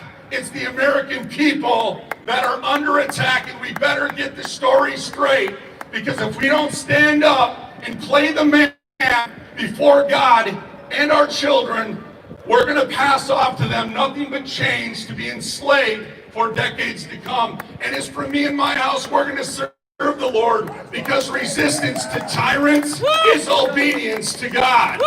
Thank you very much.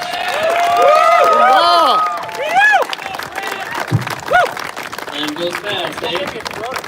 Now, the upside, the good news is, with all that list of things that's happened over the years, we're pretty doggone resilient. Yeah? It's time to get involved, though. Look, I don't care what side of the aisle you're on. I don't care if you're Republican, I don't care if you're Democrat, I don't care if you're conservative, I don't care if you're liberal. There are a few principles in the Constitution of the United States that you got to adhere to. They're there, and you have to adhere to those principles. You do, we can be friends. But what I do need is I need involvement. This only works when we are all involved. This is an experiment in self-governance and self-government. I have a city election that's going to happen. Typically in our city election, about 9% of our voters come out and vote in our city elections, typically in off-year elections. We've now moved into a main election year. We'll see how that turns out. If it helps, if it doesn't, who knows. But 9% of my city, you are not ruled by a majority. Did you know that? You are ruled by a majority of those who vote. So out of 9%, 5% is a majority, which means 5% of my city tells 95% of the rest of the city what the heck they're going to do. That'll make you weep. Everybody needs to get to the polls, in person preferably. All right, so up next, and I've had several people come up, shaking my hand, telling me thanks. Look, I'm just an ordinary guy. I'm not the guy that organizes all this stuff. My name's Joel Fulton. I own Freedom Farms in Battle Creek. I'm just an ordinary working stiff. I'm not anybody special. But I got another guy that kind of feels the same way, and all of a sudden he got thrust into fame and notoriety, I guess, for lack of a better word. He just happened to be at the right place at the right time. He'd had enough, and he wasn't backing down. And he caused a meltdown in a presidential candidate. At my gun store, I've got one of my employees ordered in an AR-14. You know what an AR-14 is? Yeah, neither did the presidential candidate either, because there ain't one. All right?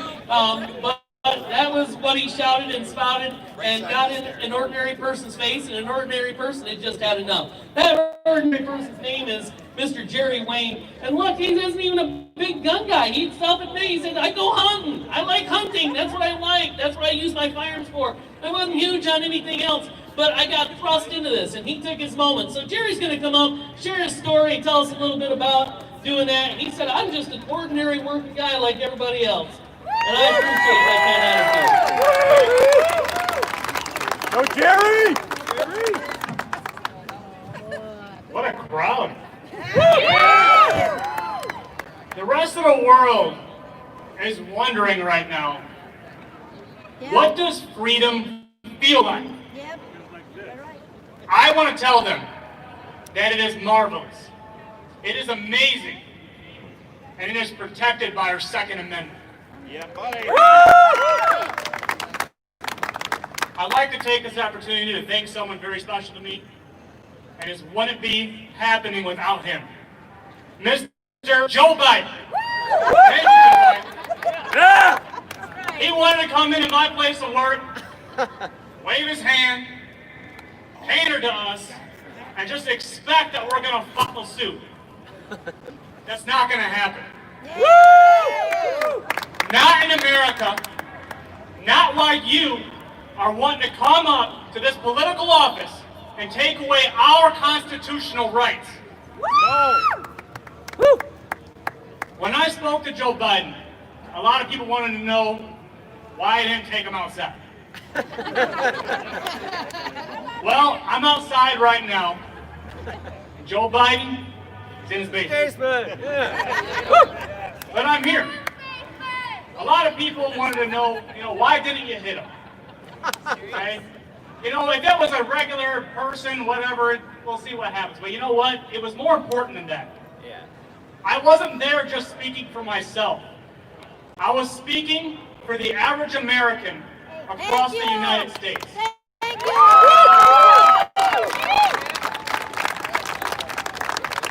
And lo and behold, you are just like me. We are respectable people. We are diligent. And we expect to uphold the Constitution of the United States of America. Amen. I want to let what happened to me, speak volumes to everybody else. I was speaking to a tyrant. Someone that wanted to bully the middle class. Someone that wanted to point his finger at me, just like he would do to any one of you. But I stood my ground, and I'm not going to be infringed. Because we will stand tall and make sure our Constitution is safe, no matter who is on the other side of that line. Yep. That's right.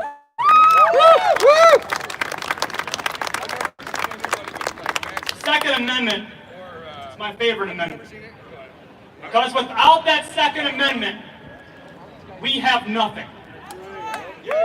Our Second Amendment is a staple of not only the Constitution, but the fabric that America is built on. The Second Amendment is to let every country know that this country, the American country, is free from people domestic and outside of our country, and it is ran by the people of the United States. Right.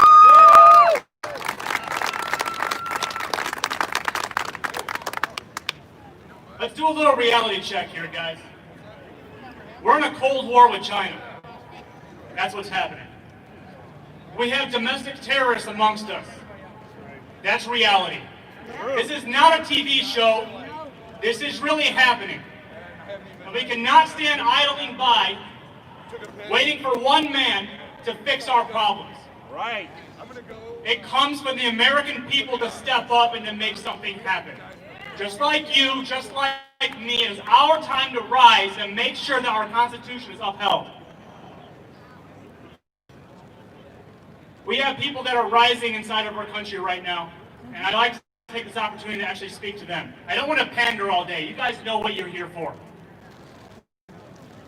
There are people that are working diligently right now, and I want to tell you that you're being taken advantage of. You're working 5, 6, 7 days a week, 8, 10, 12 hours a day, and I know you want to go home at the end of the day and put food on your family's table, provide for your family, kiss your kids goodnight, and sleep safe. But you're being taken advantage of. The mainstream media is lying blatantly to your face because they think that you won't do your research. But you know what? We can do our research. And you need to research that the people on the far left are trying to overturn this country. This beautiful country that our relatives fought and died for. That my grandfather fought for. My grandfather passed away this past spring, 97 years old. I had to watch my mother from a vehicle stand 50 yards away from watching her parents be buried alone. I watched my mother weep while my grandfather, a World War II veteran, was buried alone.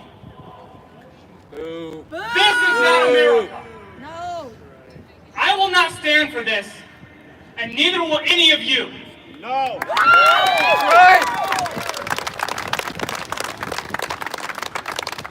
So my message to the people to the far left, I want to tell you something right now. You guys believe in something, and you should. But what you're doing is tearing down, you want to tear down the greatest country, the freest country that has ever been created under the eye of God. And these people amongst me stand with God. They stand with freedom. They stand for equality. They want to help you boost up to be the best person you can be. They want to help you live your dreams. And the media is telling you different. We stand together with different ethnicities, of people that are men, women. We don't care what your sexual orientation is. We don't care what color you are. We want the best for everybody in America. And they want to turn you against us. Woo! Amen. Let's talk about the best case scenario for the people on the left. Really far left, I should say, excuse me. The people that are out rioting, you don't see it the way we see it, and that's fine. But you're playing with fire.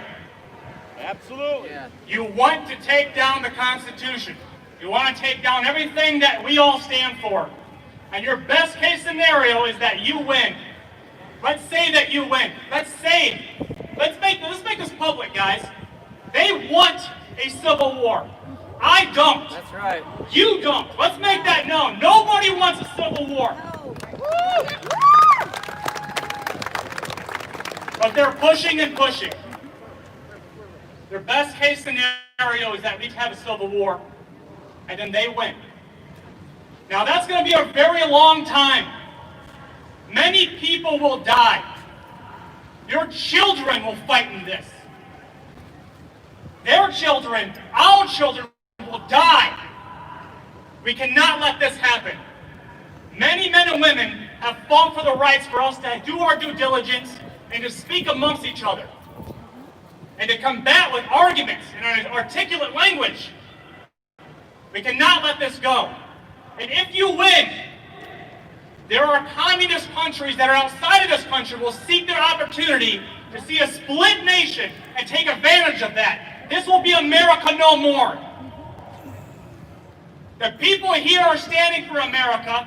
They're standing for rights and freedom. And if you stand against that, so be it, but we will not be infringed. Right.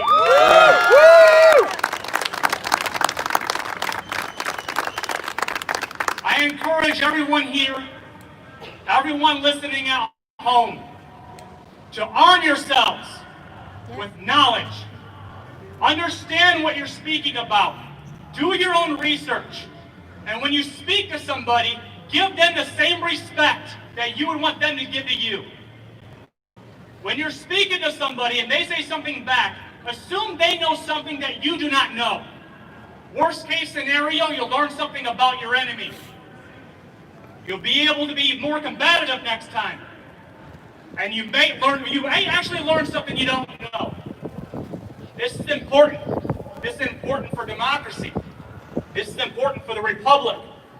This is important for a flag that we pledged allegiance to in school growing up that we no longer do. This is important for years to come. Our children will look at us and will ask us, what did you do? Excuse me. Did you sit by, idling by, waiting for somebody else to do it? Or did you step up and make something happen? I'm here to tell you all today, I'm stepping up. Woo!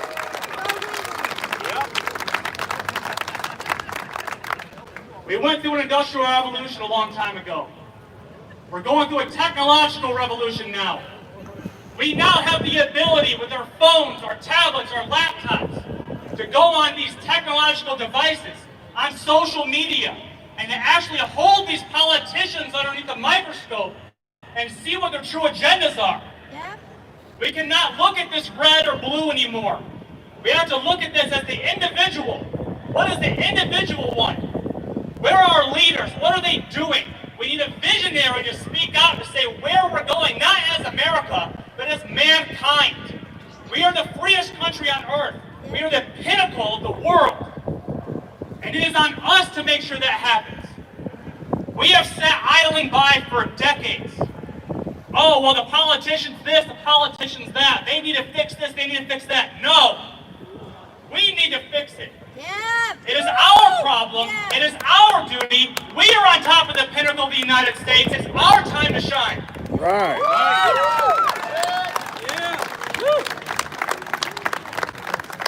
I see many of us out here were armed, and I applaud you for that. I think that's wonderful. We do need to arm with knowledge. But we speak out here that we're American, that we're patriots. I'm a union guy. I work hard for my money, and I fight for my union. I fight for better wages for everybody. But I tell you what, I'm guilty of something. I bought things that were made in China. Okay? I've done it. Anybody goes to Every Walmart one of you does. have too. Yep. We are not without fault, every last one of us. But it's now time that we take responsibility. We want things made in America. Stop buying things in China. Do without. Yeah. That is literally the most tiny thing you can do to support America. Stop buying from other countries. Buy American. You need a new toaster? Not made in America? Don't buy it. We need to unite on an economic level as well as we're up in arms. We need to fight both battles. Do your due diligence. Stand together and support freedom. Excuse me.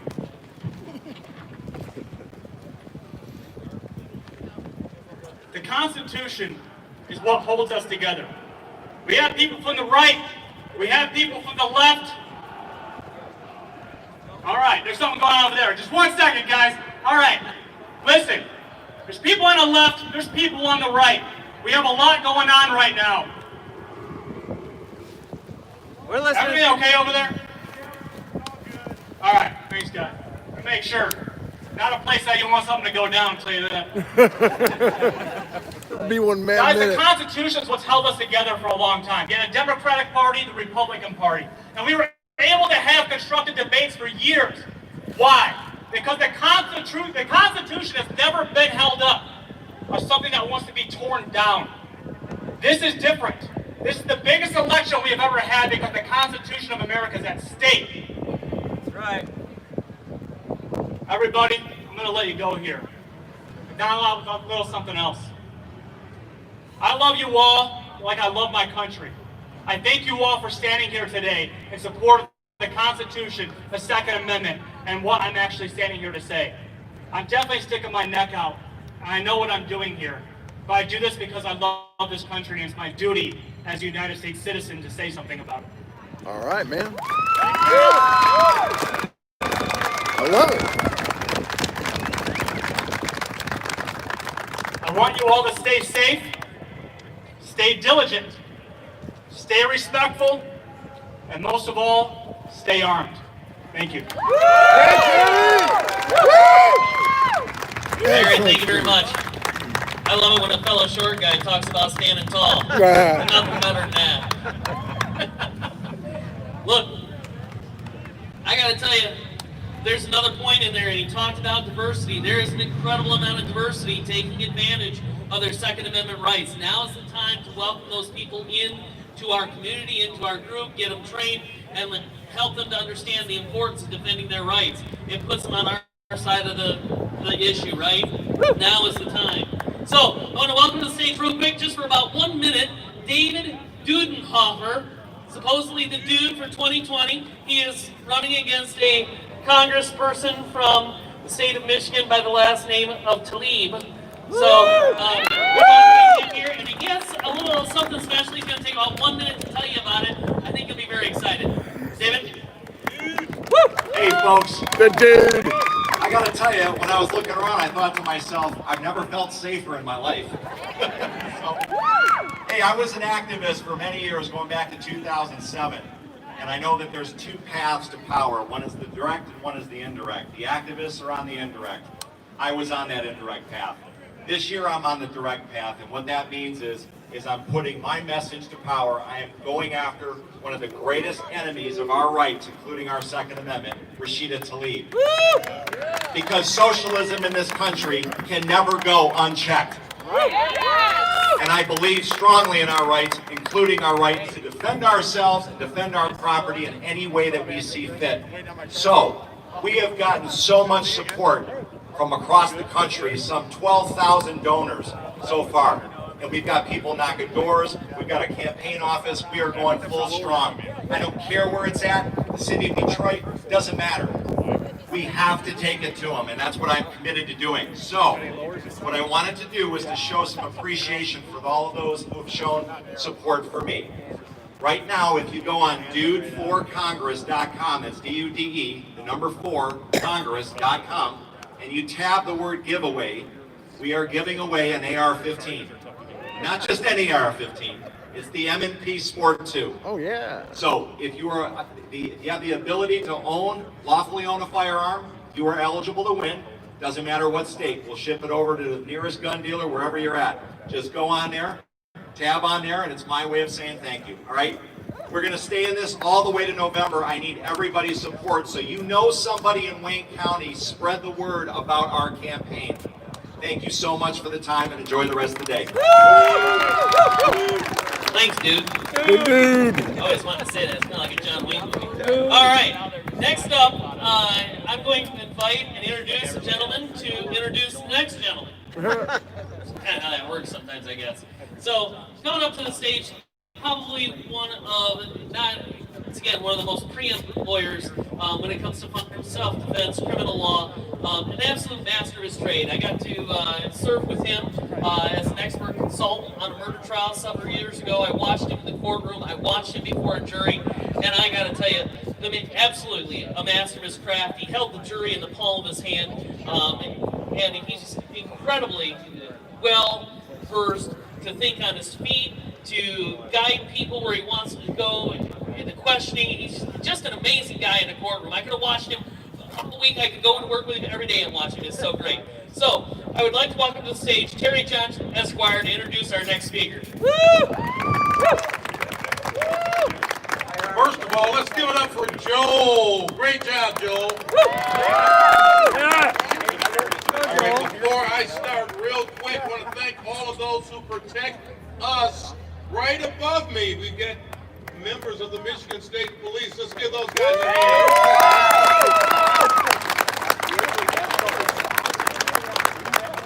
You know, very rarely in life do you get the opportunity to introduce celebrities. And very rarely do you get the opportunity to introduce a celebrity who's your friend. How many of you have heard of active self-protection? Yeah. Active Self-Protection is a YouTube channel. Please go there and subscribe. Almost 2 million subscribers, 1.99 million. The person I'm about to introduce started this channel in April of 2016. Think about it. 4 years later, almost 2 million subscribers. And what does he do there? He talks about the moral and legal and ethical use of force. But more importantly, this man has a great background to do so. 14 years prior to that, he was a pastor of a church.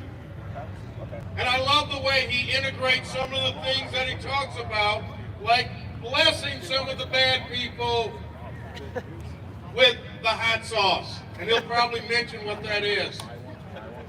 John Correia, and again, give him in a moment a warm welcome, because he's the guy that looks cold today because he's from Phoenix, Arizona. That's right. He's not used to this cold weather. It's a dry heat. John is a phenomenal man, a father of 4, overall great guy. And for my friends in the military, he was in the Navy, so let's give it up for that real quick. Ladies and gentlemen, it is my pleasure, my privilege to introduce John Correia. But again, before I do that,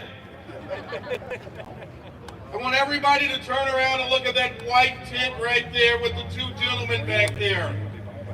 They're waving their hands.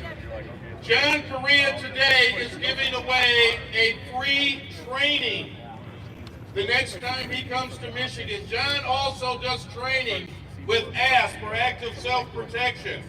He's giving away a free training the next time he is in Michigan, probably sometime in 2021. It is a free drawing. All you need is to put a raffle ticket in here. Go there, see those folks. Well, John will draw it when he's done. Also, by putting your card in here, you'll get a free one-year membership to Firearms Legal Protection. I'm drawing one, correct, for Active Self-Protection. Thank you. And I'm drawing one for a free membership for Firearms Legal Protection for a year. So please go back to the tent. We'll do that once John is done. Let's give John a warm, hearty Michigan welcome to John Correia!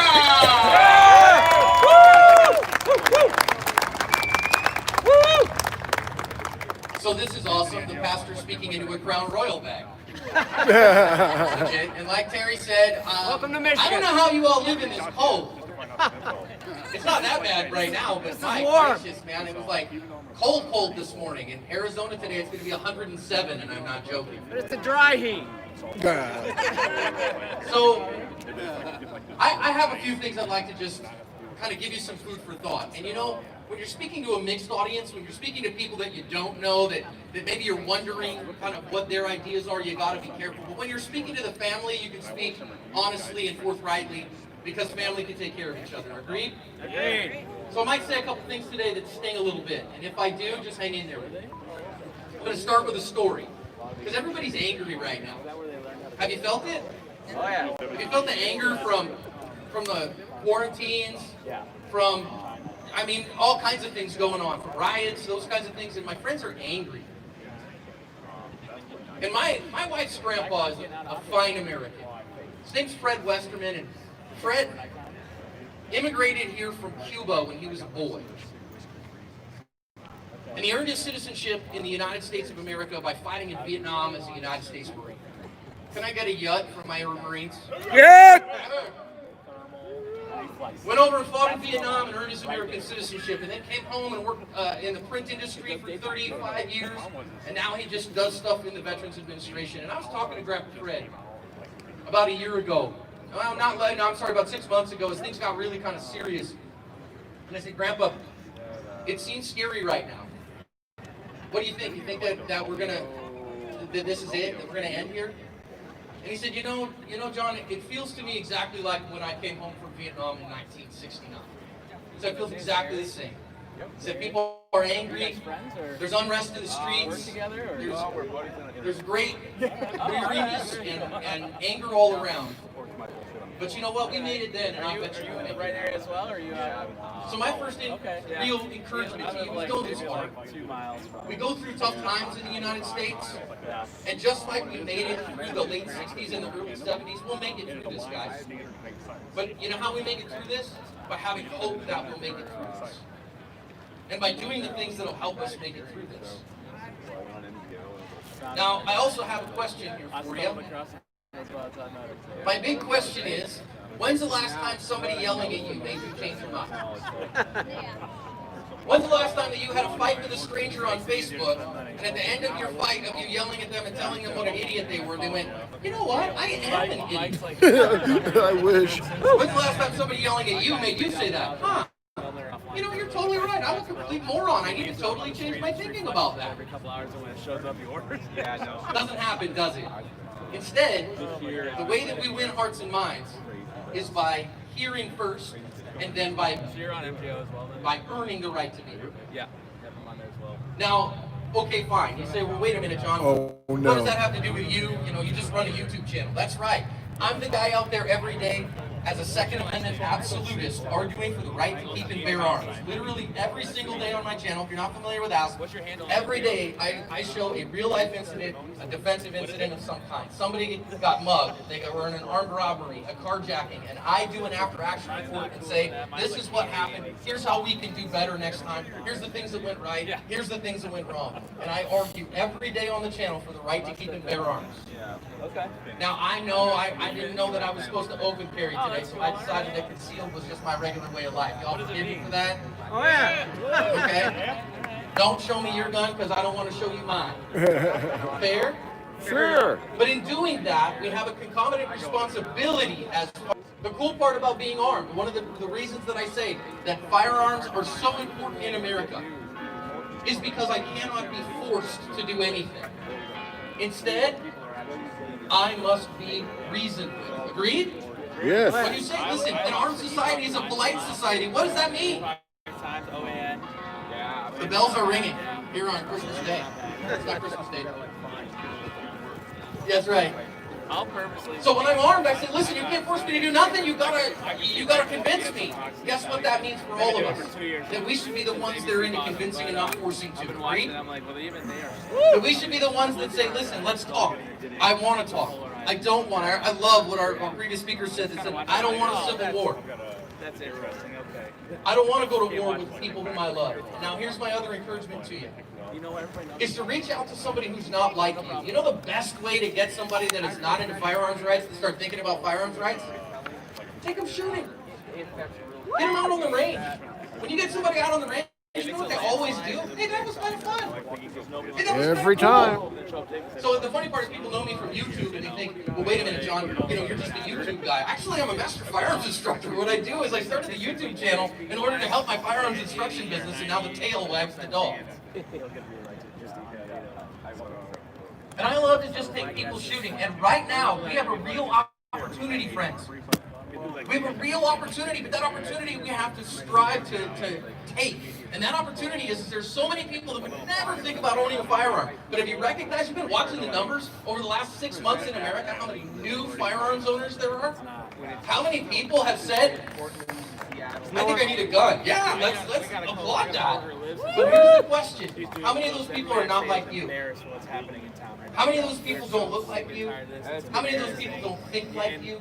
How many of those people just said, I'm just worried about riots coming to my door and I need to be able to protect myself as well? I can't tell you the number of people who I have gotten, family members. You know, my wife is a midwife, so I jokingly call her a granola-eating, pot-smoking witch hippie. Okay? Like, all her friends are far lefties. And you know what? I've gotten message after message after message. John, can you talk to us? I need to talk about, we're thinking about owning a gun for the home. Can you help us? You know my answer is not, you should have voted better. You know my answer is? Of course I would. Let me help you. Of course. And let's talk about that. And maybe a gun is the right answer for the house. Maybe it's not. But let's talk about it. And then they go, man, I guess I just never really thought about that. And I said, well, I'm glad that you're thinking about it now. Keep thinking about it. And do you have those people in your world? Oh, yeah. You do. If only you will be open enough and kind enough and good enough for them to reach out to. If they're worried that you're going to shame them, then they're not going to reach out to you.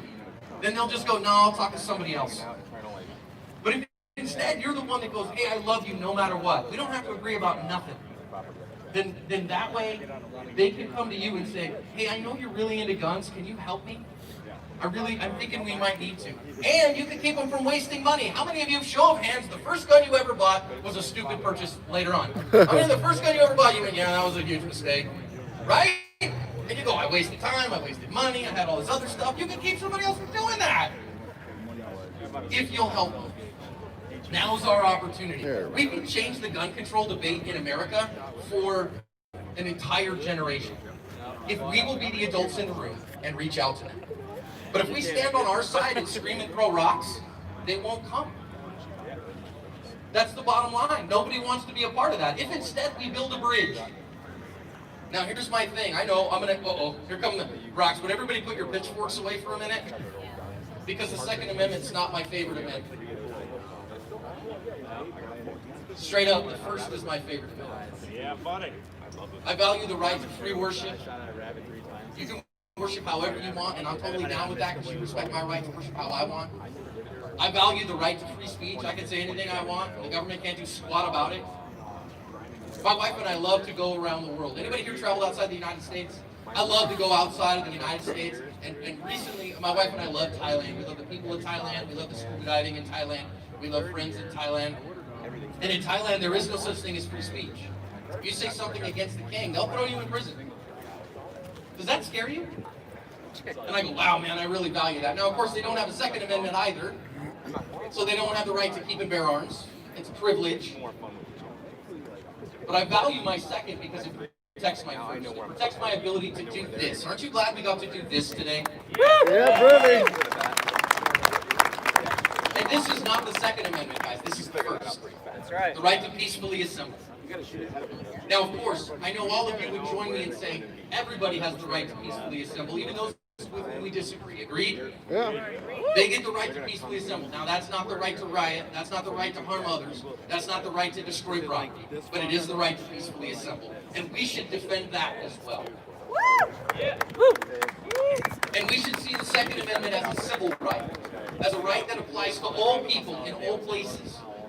Those who agree with us and those who don't. And you know the funny part is, guys, I know that for the last 50, 60 years, the Second Amendment has been a right-leaning political issue. But anybody here have left-leaning friends that have started to realize, you know, having guns in private hands at some point becomes a really good idea. That's right. Anybody else seen that too?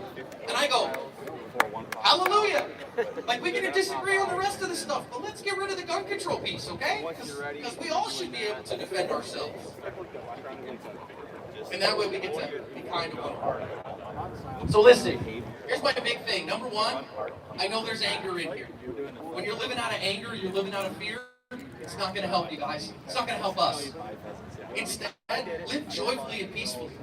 Live with hope. We're going to make it through this because all of you are awesome people, and you're going to make sure that your family is taken care of, that your community is taken care of, that your state is taken care of.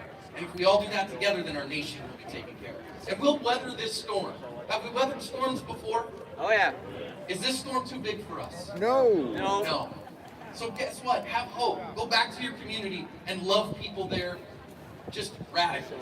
Be the one that reaches out into your community and says, listen, if you're scared, I'll help you. You don't have to look like me. You don't got to think like me. You don't even got to vote like me.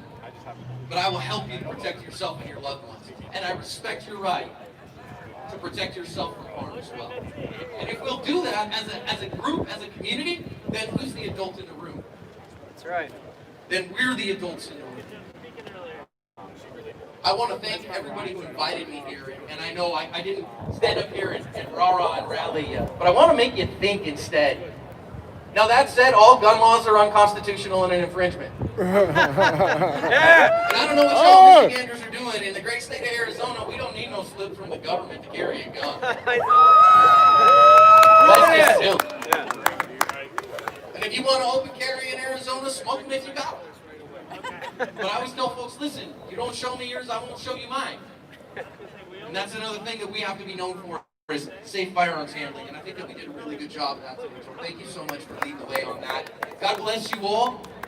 And let's have a great rest of our day. Crown Royal back. Classic. Classic. How many of you can agree with John Correia's message today? I thought that was fantastic. Yes! 100%.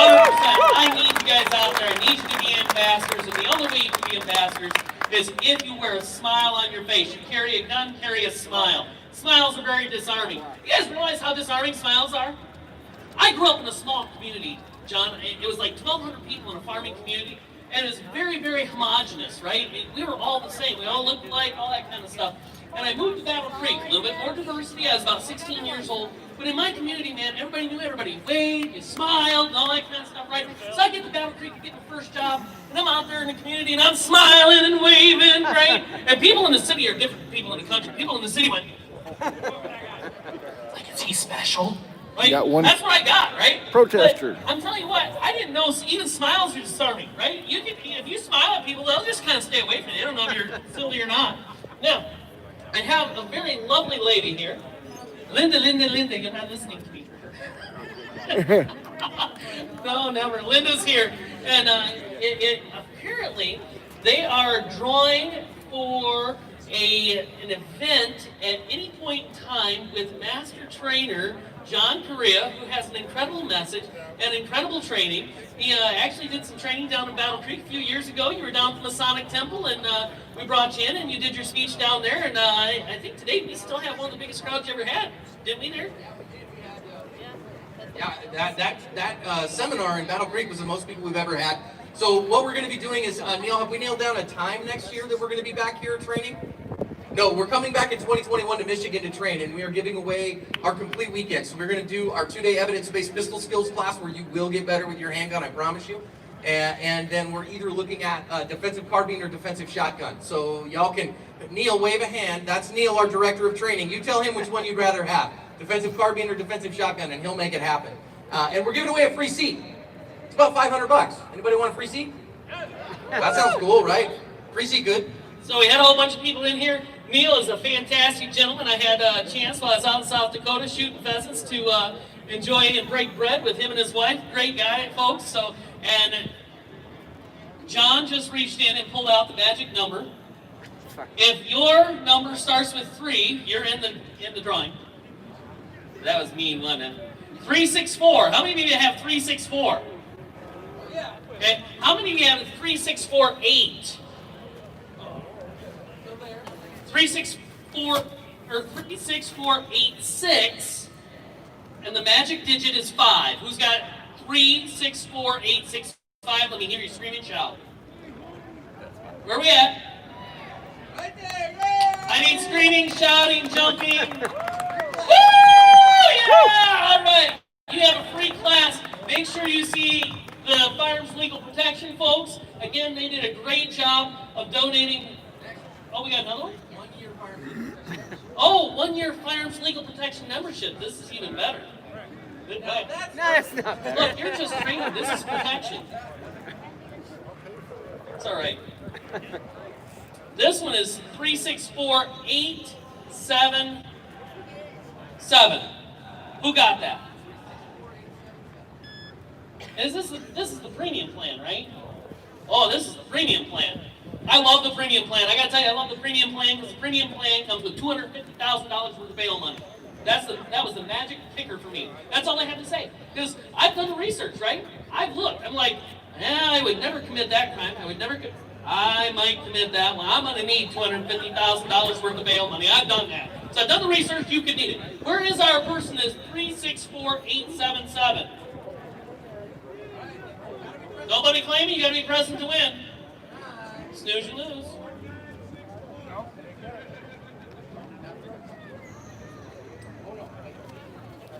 All right, this is a blue one. It has a number on it.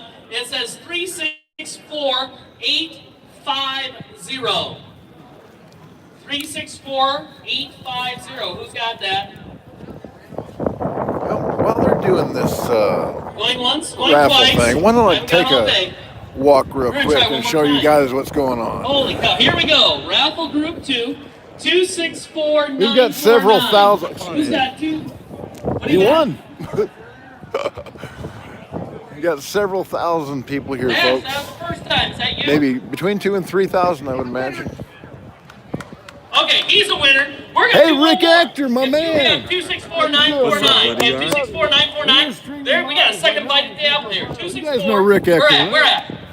Raise your hands. Scream and shout, sir. Get a big noise. All right. Woo-hoo! All right. Go see these folks. Take your numbers over there. Hold on. All right. We're now going to do the march. Where's Christie Bass? And Greg O'Neill. Christie Bass, Greg O'Neill, it's your turn to lead. We are going to go on a march, so if you guys want to follow on the march, we'll come back here. We'll have one more speaker, and then we'll have our Firearms Legal panel. Here's Greg and Christie. Make some noise. Smile at folks, wave at folks, be polite, be good ambassadors, and we'll see you back here, hopefully in about 15 to 30 minutes. Slide right with them. We're going to go down to the Supreme Court, come back around. Looks like everybody's going to take a little walk. Should we take a little walk with them? I think maybe we should.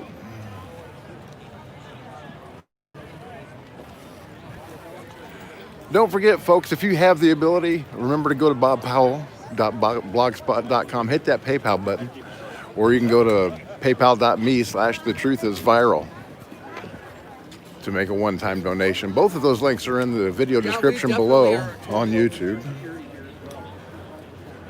I didn't have time to put it in the video descriptions on Facebook or the other platforms where this will appear.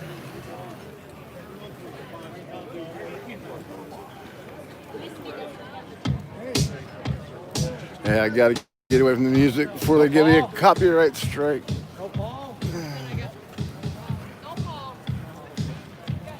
It's not my fault, YouTube. I'm not playing it. It's just background noise.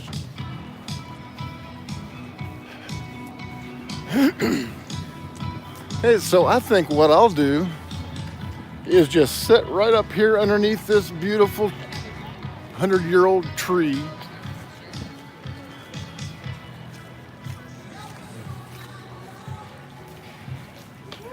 And let them pass me. How about that?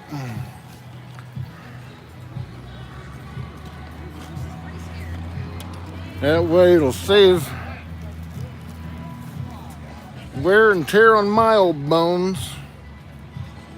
And you guys get to see all the good stuff.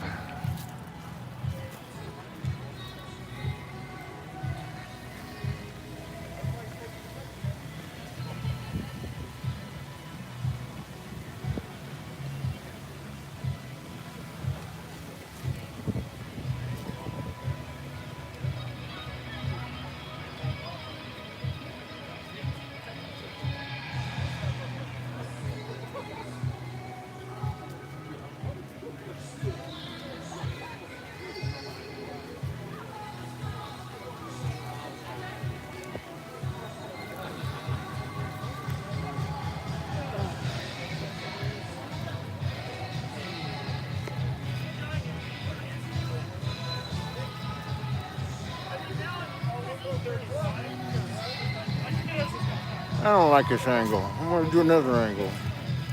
There's a better angle. Yeah.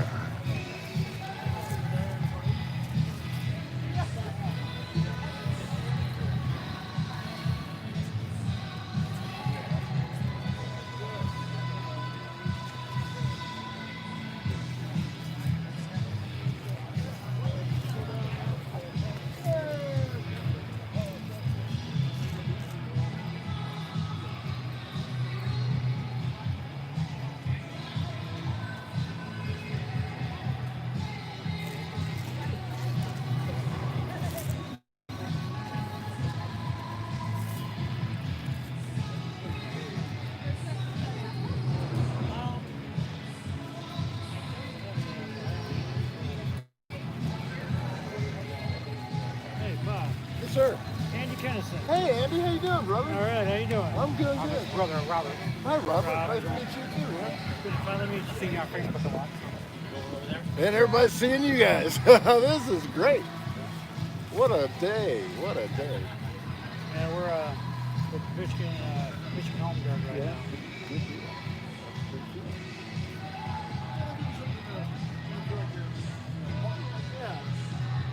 So how you been? Good. First time out here in a while. Yeah.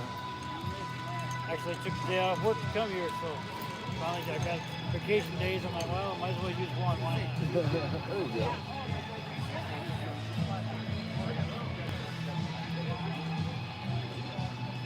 Yeah, I'll talk to you in a little bit. Take care, brother.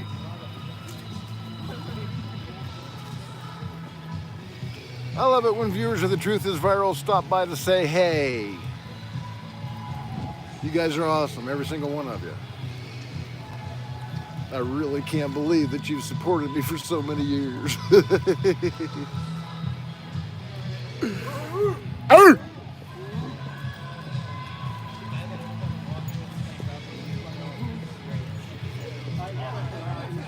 Raw.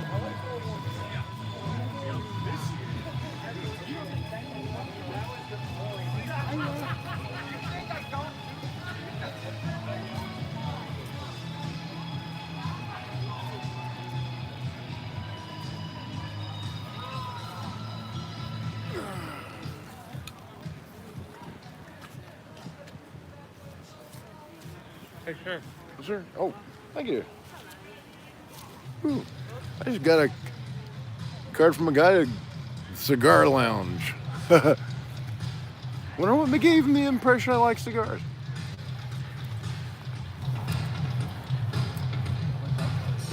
This really stinks. I want to get over there closer to the action, but the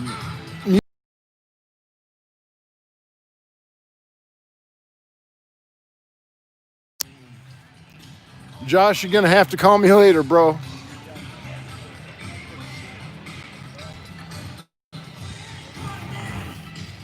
So we'll just go over this way, and we'll take a round trip here.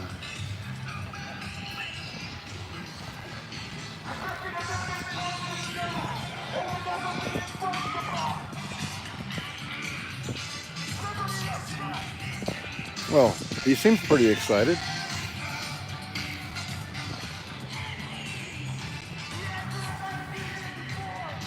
Well,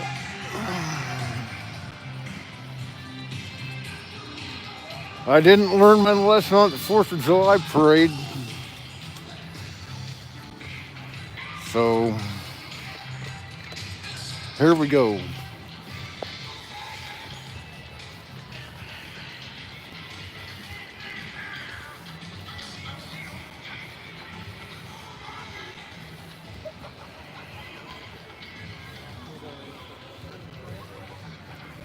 We'll get away from the music and follow the action.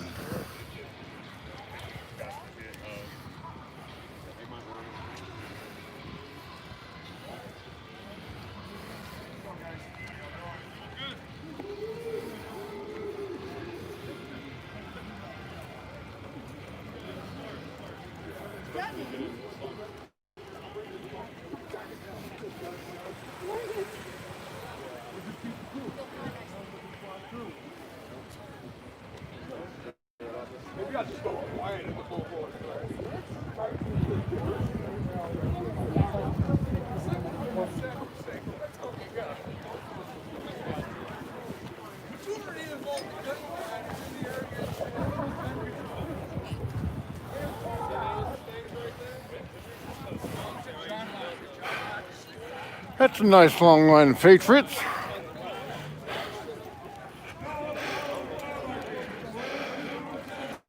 Come on by, Auntie Panda.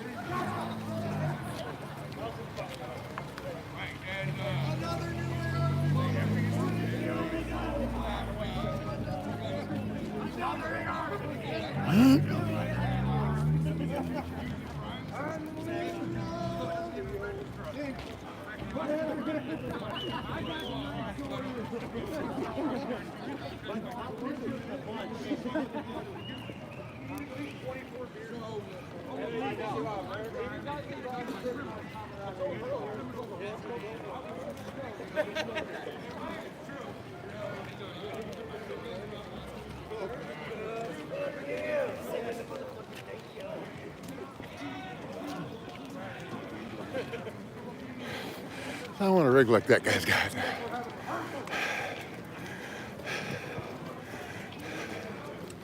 Sure would make my life a whole lot easier.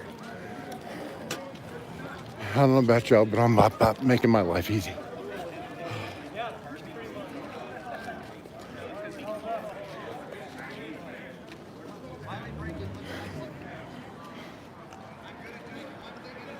Thanks for stopping. Appreciate it. Let me catch up a little bit.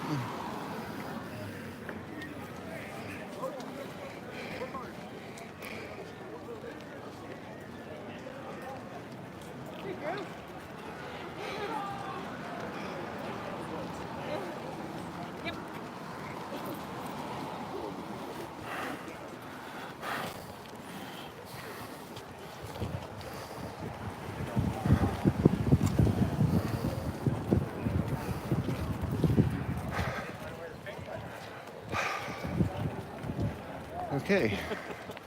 Speed it up just a little bit.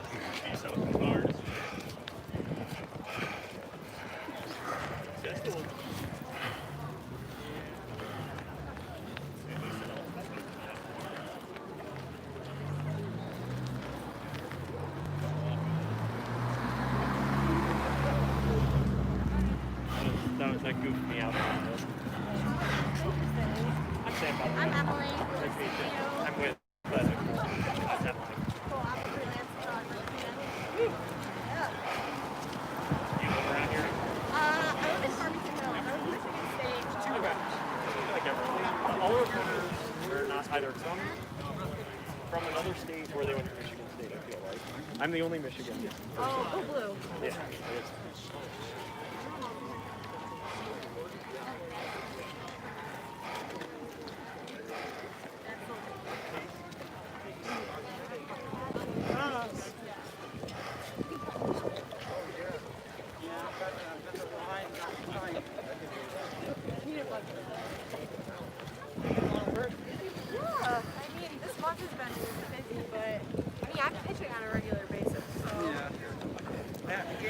Y'all been watching I'm pitching and, the radical left you know, I get protests, right? and an assignment for Reuters. Like, Do you notice a difference between their peaceful protests and ours?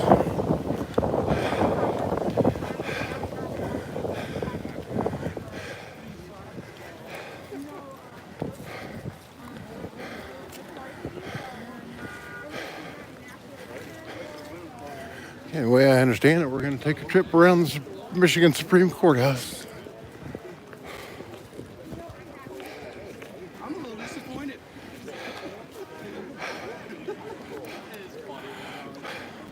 I kind of would have been partial to a walk to the governor's mansion.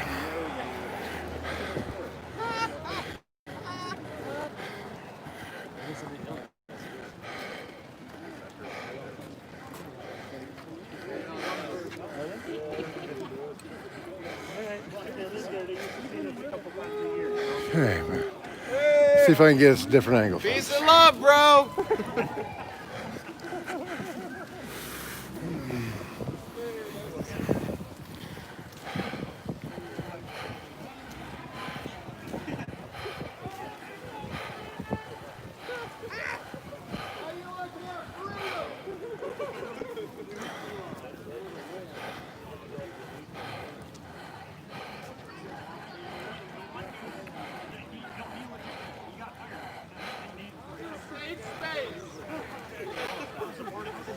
Yeah, well, somebody else was watching, and this dude was like, you guys should go home, and I was like, are you taking us? He rolls his window up as he drives by.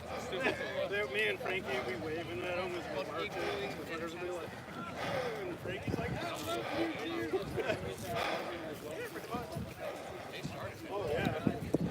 That's just what I do, if I can make him mad. It's like, yeah, I'm not beating him. Like I said, well, four of us were like, you're talking and you're in the car doing something.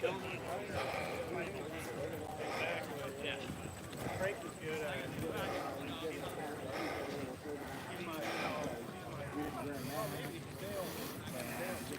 Okay, guys, I gotta set up my next shot. I can see it in my mind.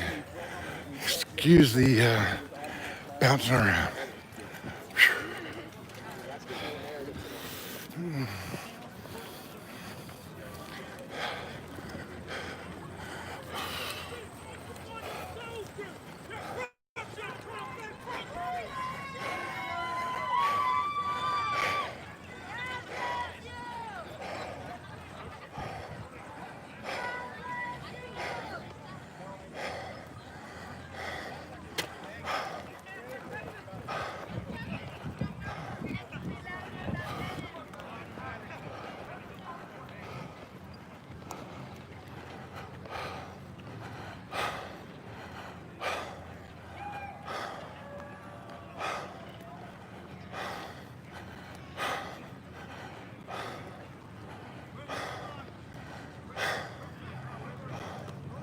Oh no. Where are they going to turn? There are they going to turn. Okay, good. My instinct was correct. My shot is intact. You guys are gonna love this.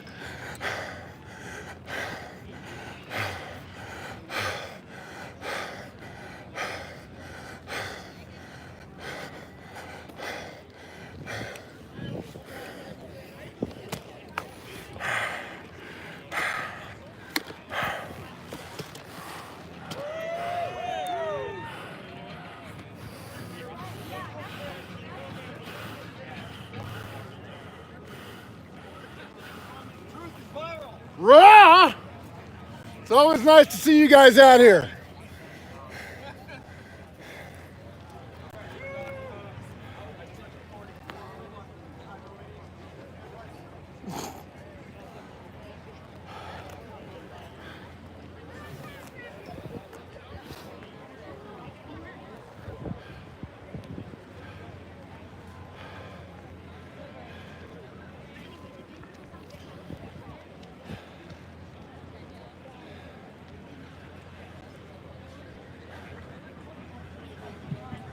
Yeah, Sadie. Yeah, they took a lung out of me last December. I had pneumonia. Had pneumonia most last year. That's why I wasn't producing much. A couple weeks ago, I had a heart attack. Survived that one, passed it flying colors. I had a heart attack on Thursday, stent on Friday, doing some push-ups on Saturday. Yeah. Devil's doing his best to try to kill me. He can't. I kick his ass every time he shows his ugly face. So if you want to be on the winning team and help me save lives and win souls for Jesus Christ, please visit the links in the description below.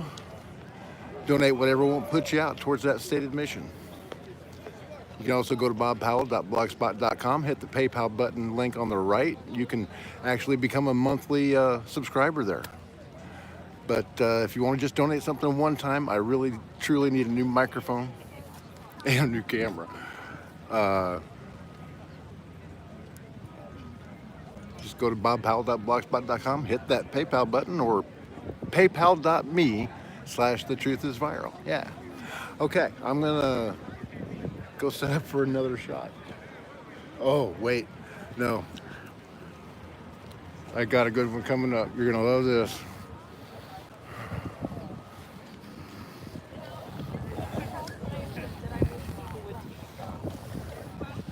Hey, come on, Antifa, where are you?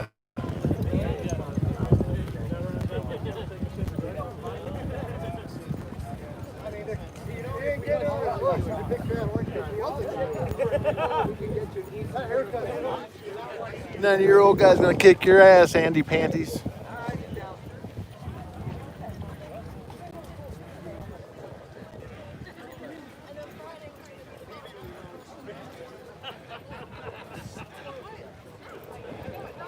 All right. This place.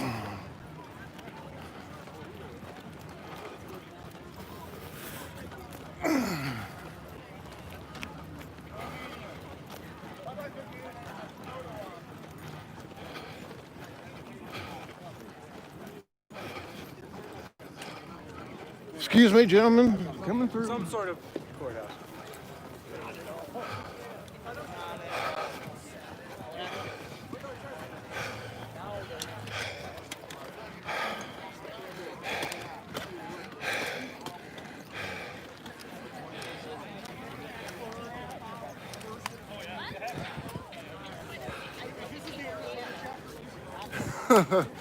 A COVID-related heart attack, yeah. Go ahead, ladies.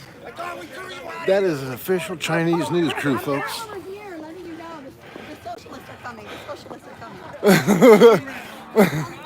The communists are already here.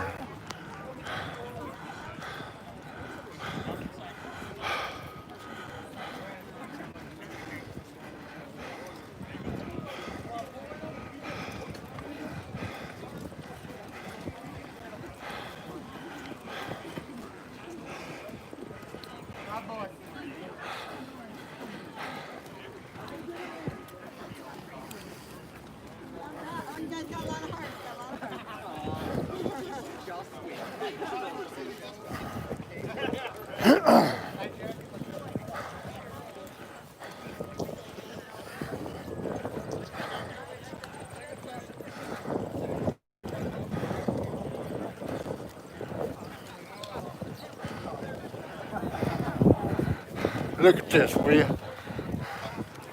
This is freedom.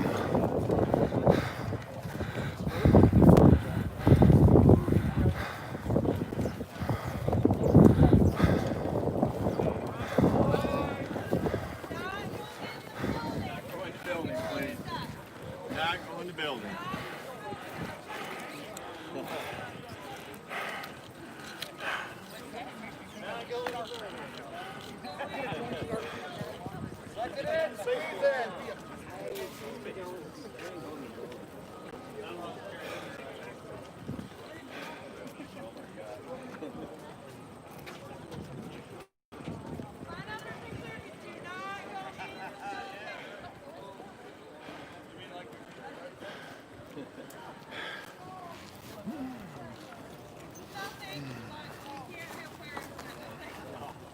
Federal building.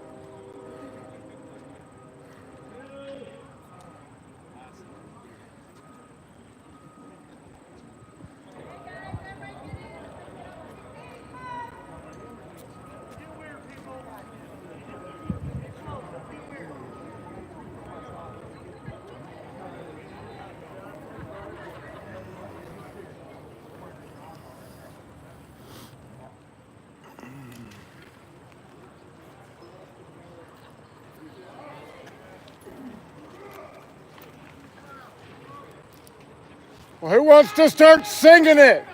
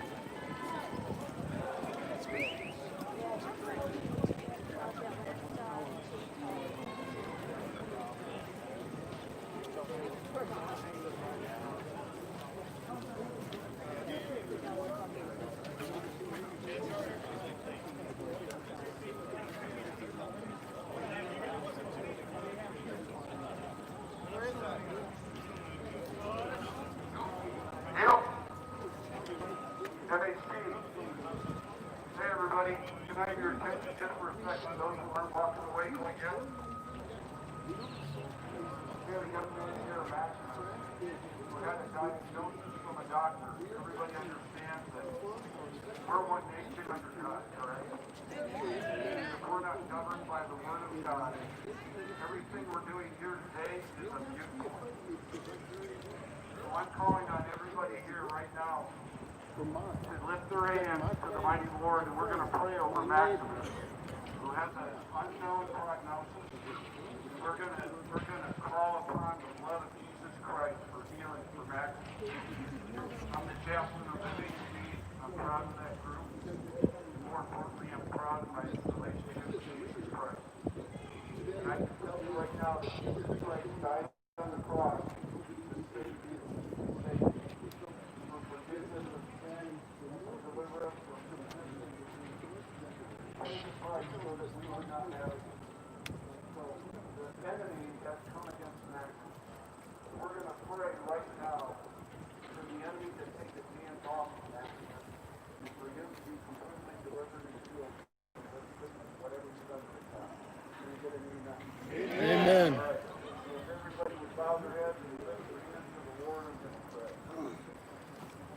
Father God, we come to you today as a group who loves our country, loves our more importantly, love that we are a nation under God, that we have been great in time, many nations. Always on the march. We pray that we will continue to have your grace and forgiveness, Father. We pray a prayer of not only for that nation, we pray of grace, a prayer of lift our brother Maximus suffering right now, Lord. Jesus Christ died on the cross to deliver us from all sinners. Right now, I cover Maximus with the blood of Christ by the authority given. Satan, you are trespassing on this young man's body, and I command you in the name of Jesus Christ to go. Maximus, be loosed. What is loosed in heaven will be loosed on earth. And we pray for heaven to fall down on you right now, the Holy Spirit to invade your body, and for you to come out of this bondage. We give you thanks and praise, Jesus Christ, for the price that was paid for us, and we receive healing for Maximus right now in Jesus' mighty name. We pray for our rights that you gave us, Father. We pray for what we represent here, but you first and foremost. We give you all the praise and glory in Jesus' mighty name. And everybody said, Amen. Amen.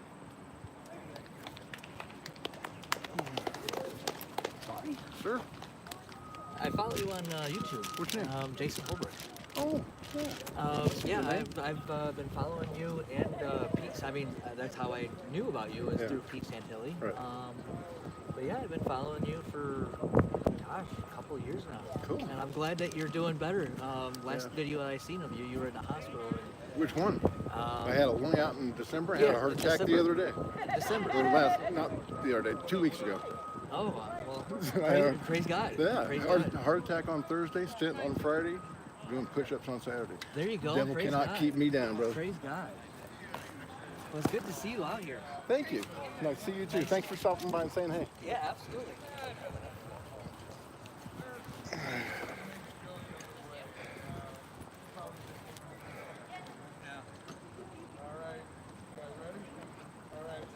Okay, so talked with a TV station from Japan there a second ago, NHK. That's gonna be cool. Can't wait to see if I'm on Japanese television. All right. Okay, let's get back in the fight, shall we, folks?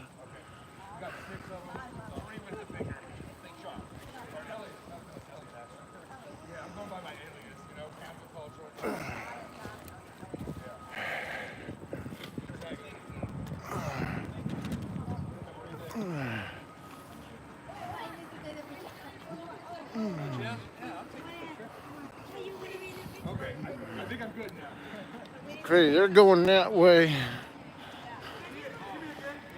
If you guys can stand the boredom for a minute, just walk with me. I'll take a shortcut. I'm getting too old to be running after these kids anymore.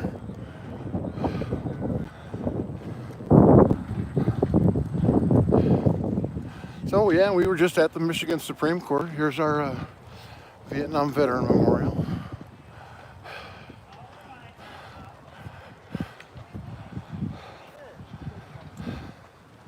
Can't say I'm impressed with the state of repair of the concrete on the other side there.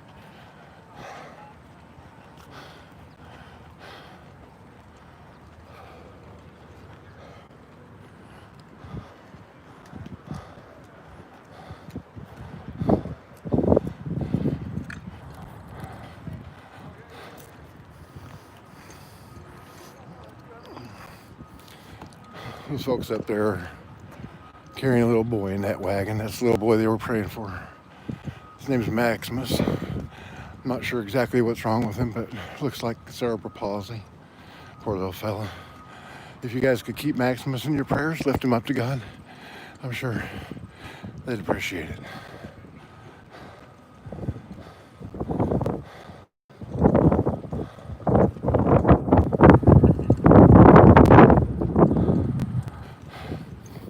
It is so windy. The reason that the picture is tilted right now is because the wind is blowing my tripod. Seriously. The camera's up on top, it's kind of light. Tripod down on the bottom catches the wind. Whew.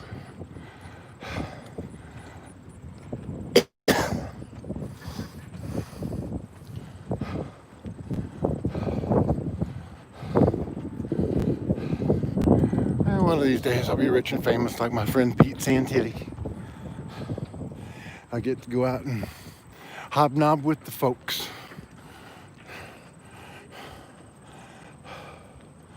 Oh, moly. Sure is a long way. It's okay. I can take it.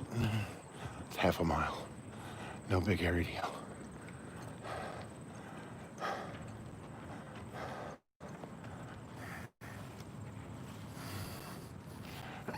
Switch hands here.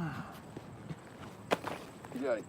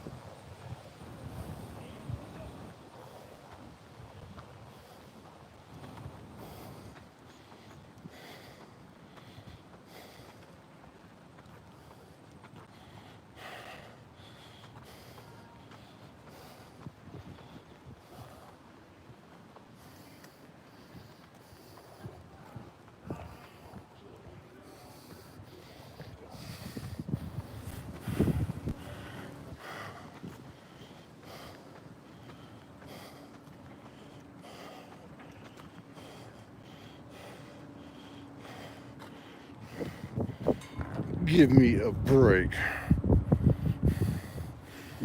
No sitting here. You got social distance.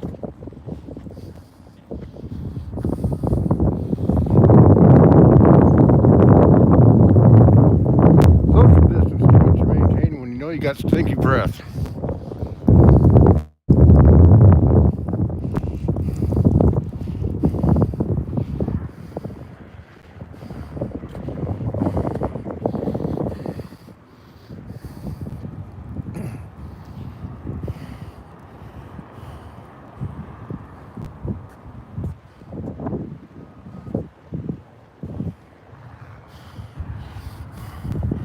They're just starting to cross down there. So, I'm not sure if I saved any time or not. We'll see. Oh, boy. Well, when we get back, Rick Ector is going to be up to speak. My man Rick is a NRA certified firearms instructor. Runs Rick's Firearm Academy in Detroit. And the blog Legally Armed in Detroit. Spell out that acronym. You're going to love it.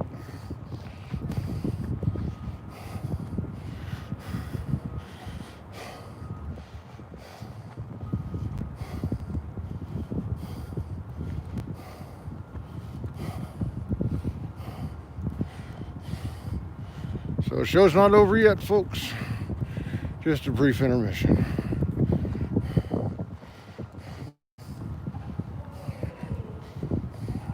Rick's always a good speaker. I love him.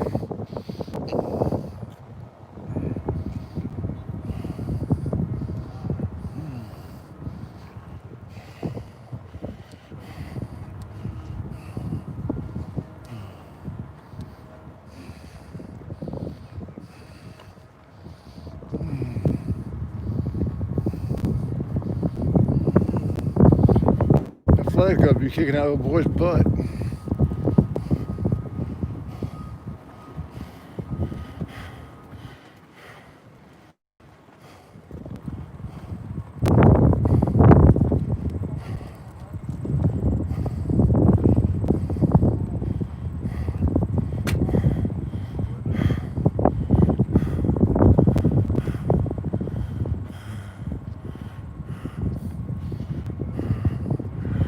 Oh, there's a troll from the UK. I heard of the UK. Seems to me we took our guns and kicked our asses out of the United States of America. Yeah, that's what we did. And we not only did it once, we did it twice. And then twice during the last century, you had to call us, the guys with guns, to keep you safe from fascism. How about you just shut your glory hole and fix your freaking teeth?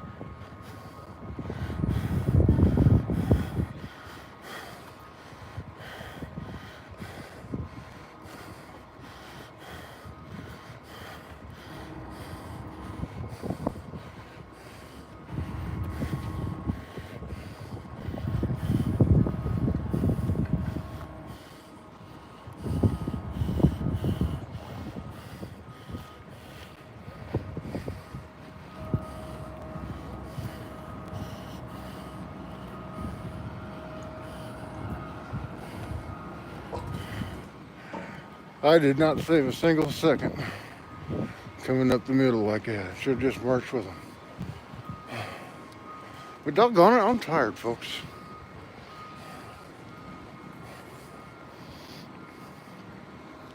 Got up at 0:30 to come down here. Drove 4 hours to get here. And when I'm done, I'll drive another 4 hours home.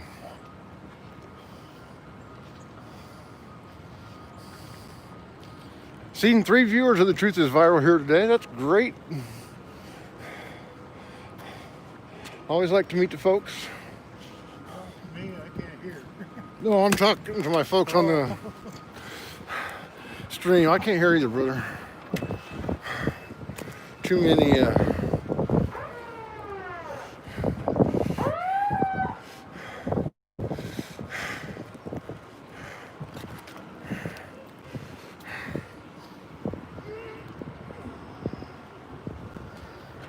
Okay, here we go again.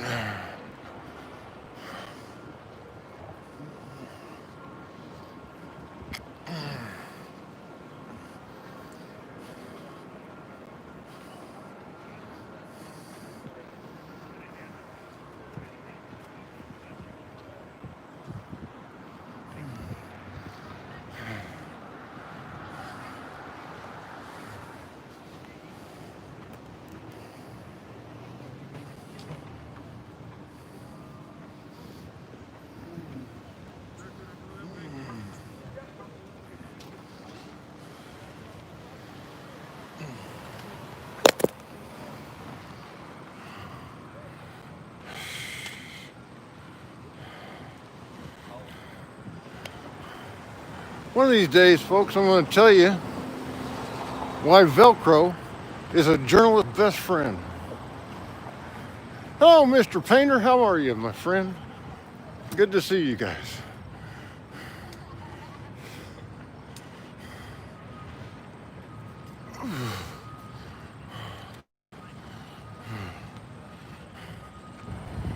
So, for those of you that are just joining us, we had some really great speakers at Second Amendment rally here in Lansing, Michigan.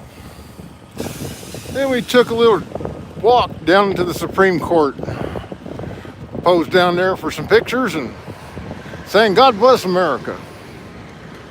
Now we're coming back to the state capitol for the second half of our program.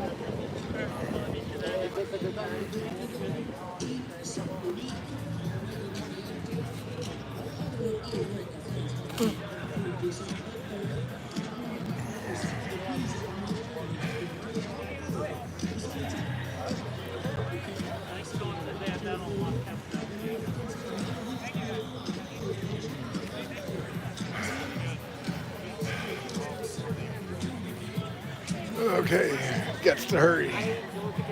Rick's coming up right now. You know what I need? I need a Sedgway. Yeah, I need a scooter. Yeah, I can see it now. 8K high def cameras, twin 50 caliber machine guns. Yeah, I decked that Segway out, buddy.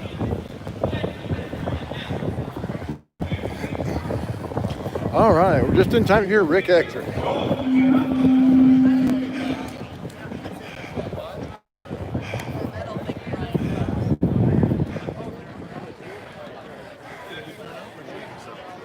It's pretty cool. Yeah. It's a fun time. It's almost like a party. We're doing good, Rick. Arr. Let them know actually accomplished not 2 years, approximately 3 weeks ago. There you go. Like I'm eating. Oh yeah, I can pretend to eat pretty darn good. And you know what? I am starting to get a little hungry. Where's that food truck that's normally out here? As I was saying, I'm very thankful for the opportunity to come before you and tell you all about our organization, Legally Armed in Detroit. It's a gun rights advocacy site that exists out on the internet, www.legallyarmedindetroit.com. Have an opportunity to drop by and check out some of the things that we are doing. There is an event, as Joel mentioned, that we conducted in Metro Detroit, actually over in Taylor. We conducted a firearms training event for women. We invited all the women that we could get into contact with to register for this free event. We wanted them to come out to the gun range and we would give them a free range safety briefing. We would provide them with free access to a firearm. We would give them each 20 rounds of ammunition. We would pair them one-on-one with a firearms trainer. We had all the PPE equipment. We had We had the glasses, you know, we had everything. We took care of everything. One-on-one with the firearms trainer in a booth. That very first day of the event, we actually broke our single day training record. Previously to this year, we trained a maximum of 814 women last year. This year on the first day, man, we blew it out of the water. We trained 1,200 women in one day how to shoot. That is outstanding. Not to be outdone, the very next day of the event, we trained another 747 women how to shoot. That brought our two-day total well over 1,900 women trained over a two-day period.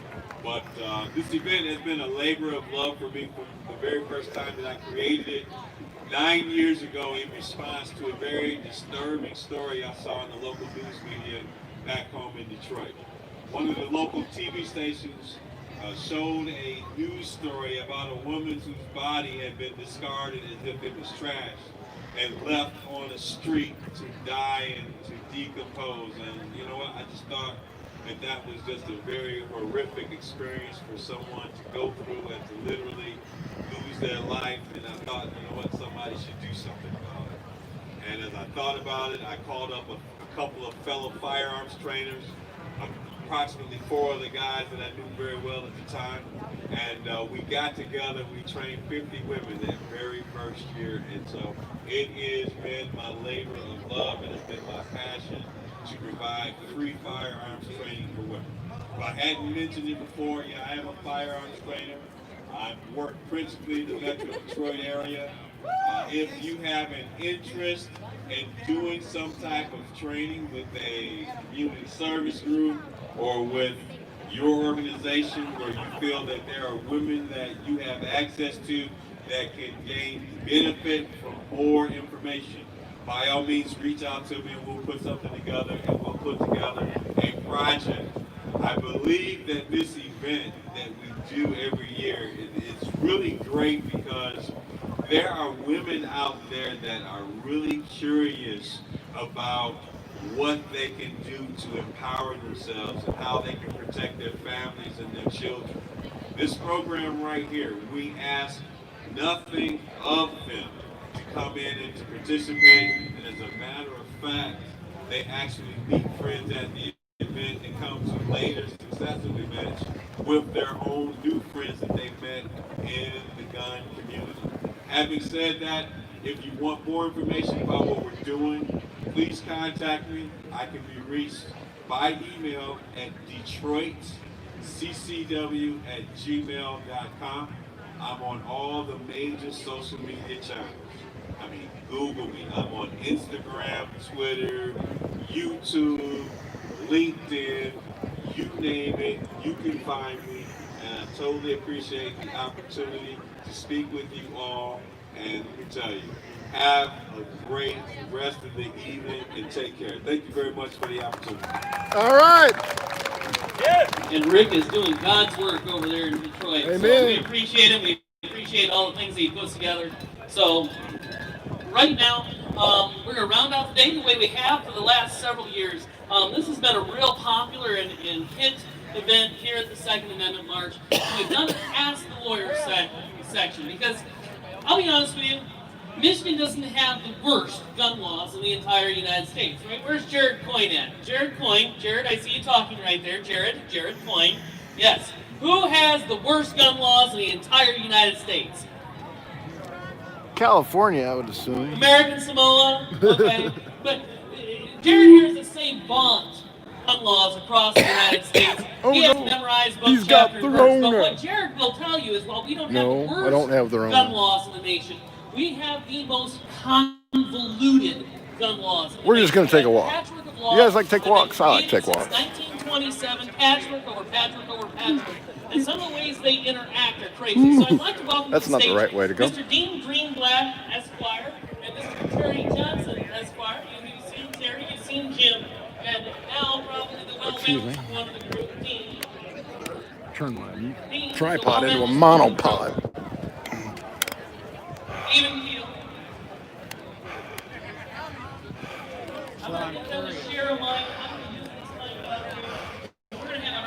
Friendly. Yes, sir. Bob Powell, how are you, brother? Good, how are you? Good. I think I promised to throw a steak down your throat. Oh, is that right? Yeah. I remember you. Yeah. Yeah. What are you doing tonight? I'm going over to Rod's house after I go back to the room and do radio. Did radio this morning doing this event, and then I'm going to be doing that. And then on Saturday, I think we got maybe 2 offers to do something there. And then Sunday, we're going to be doing 2 church services. So are you free for dinner? That's what I'm saying. Do you know Rod Romaine? Who? Rod Romaine? No, I don't. You don't? No, I'm from way up north. Oh, okay. I don't know what I can do this round. We're talking about coming back in October. Yeah. Are you on YouTube with me? Yeah, we're friends on Facebook. Yeah, that's right. Okay, so why don't we do that next time we come in October?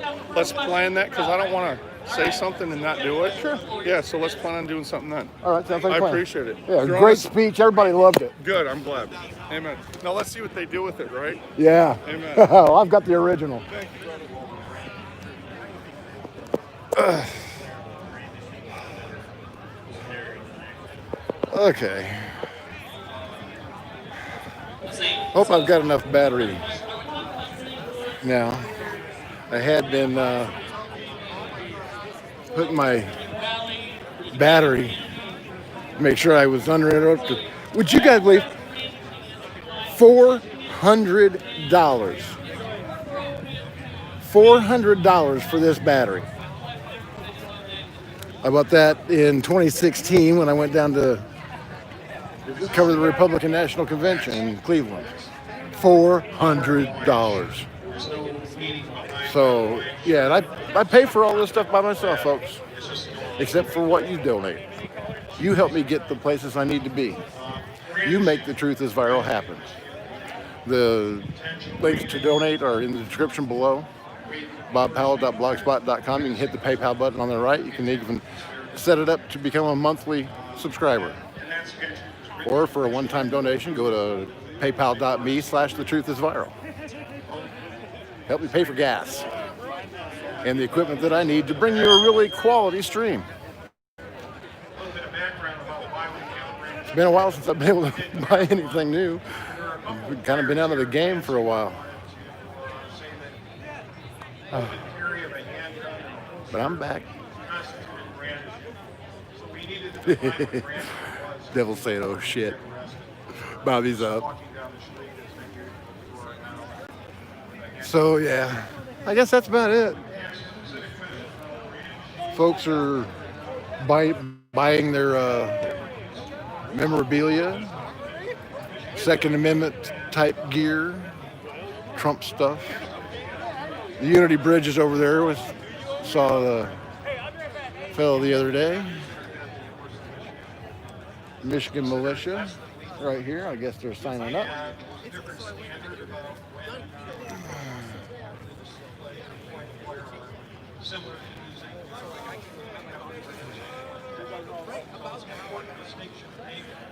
Okay.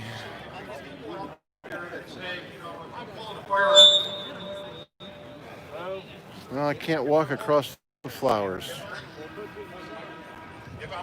I could, but that would make me no better than the anti-panties. They don't care about beauty at all. If it's enough to display it and deal with the print that way, then that's sufficient. And those Okay, so let's do this. just merely to repel imminent assault. Standard under the law, very fair. Again, I would say exactly what Wishing my producer was here with me. just because you pull it doesn't mean you have to use it. I'd like to thank everybody for watching The Truth is Viral live from Lansing, Michigan. Don't forget, if you like the stream, the quality content that you saw today, these speeches were outrageous. Go to bobpowell.blogspot.com and hit that PayPal button or paypal.me/thetruithisviral. My name is Bob Powell, and until next time, as always, God bless, Semper Fi, and hoorah. Now I got a 4-hour drive home.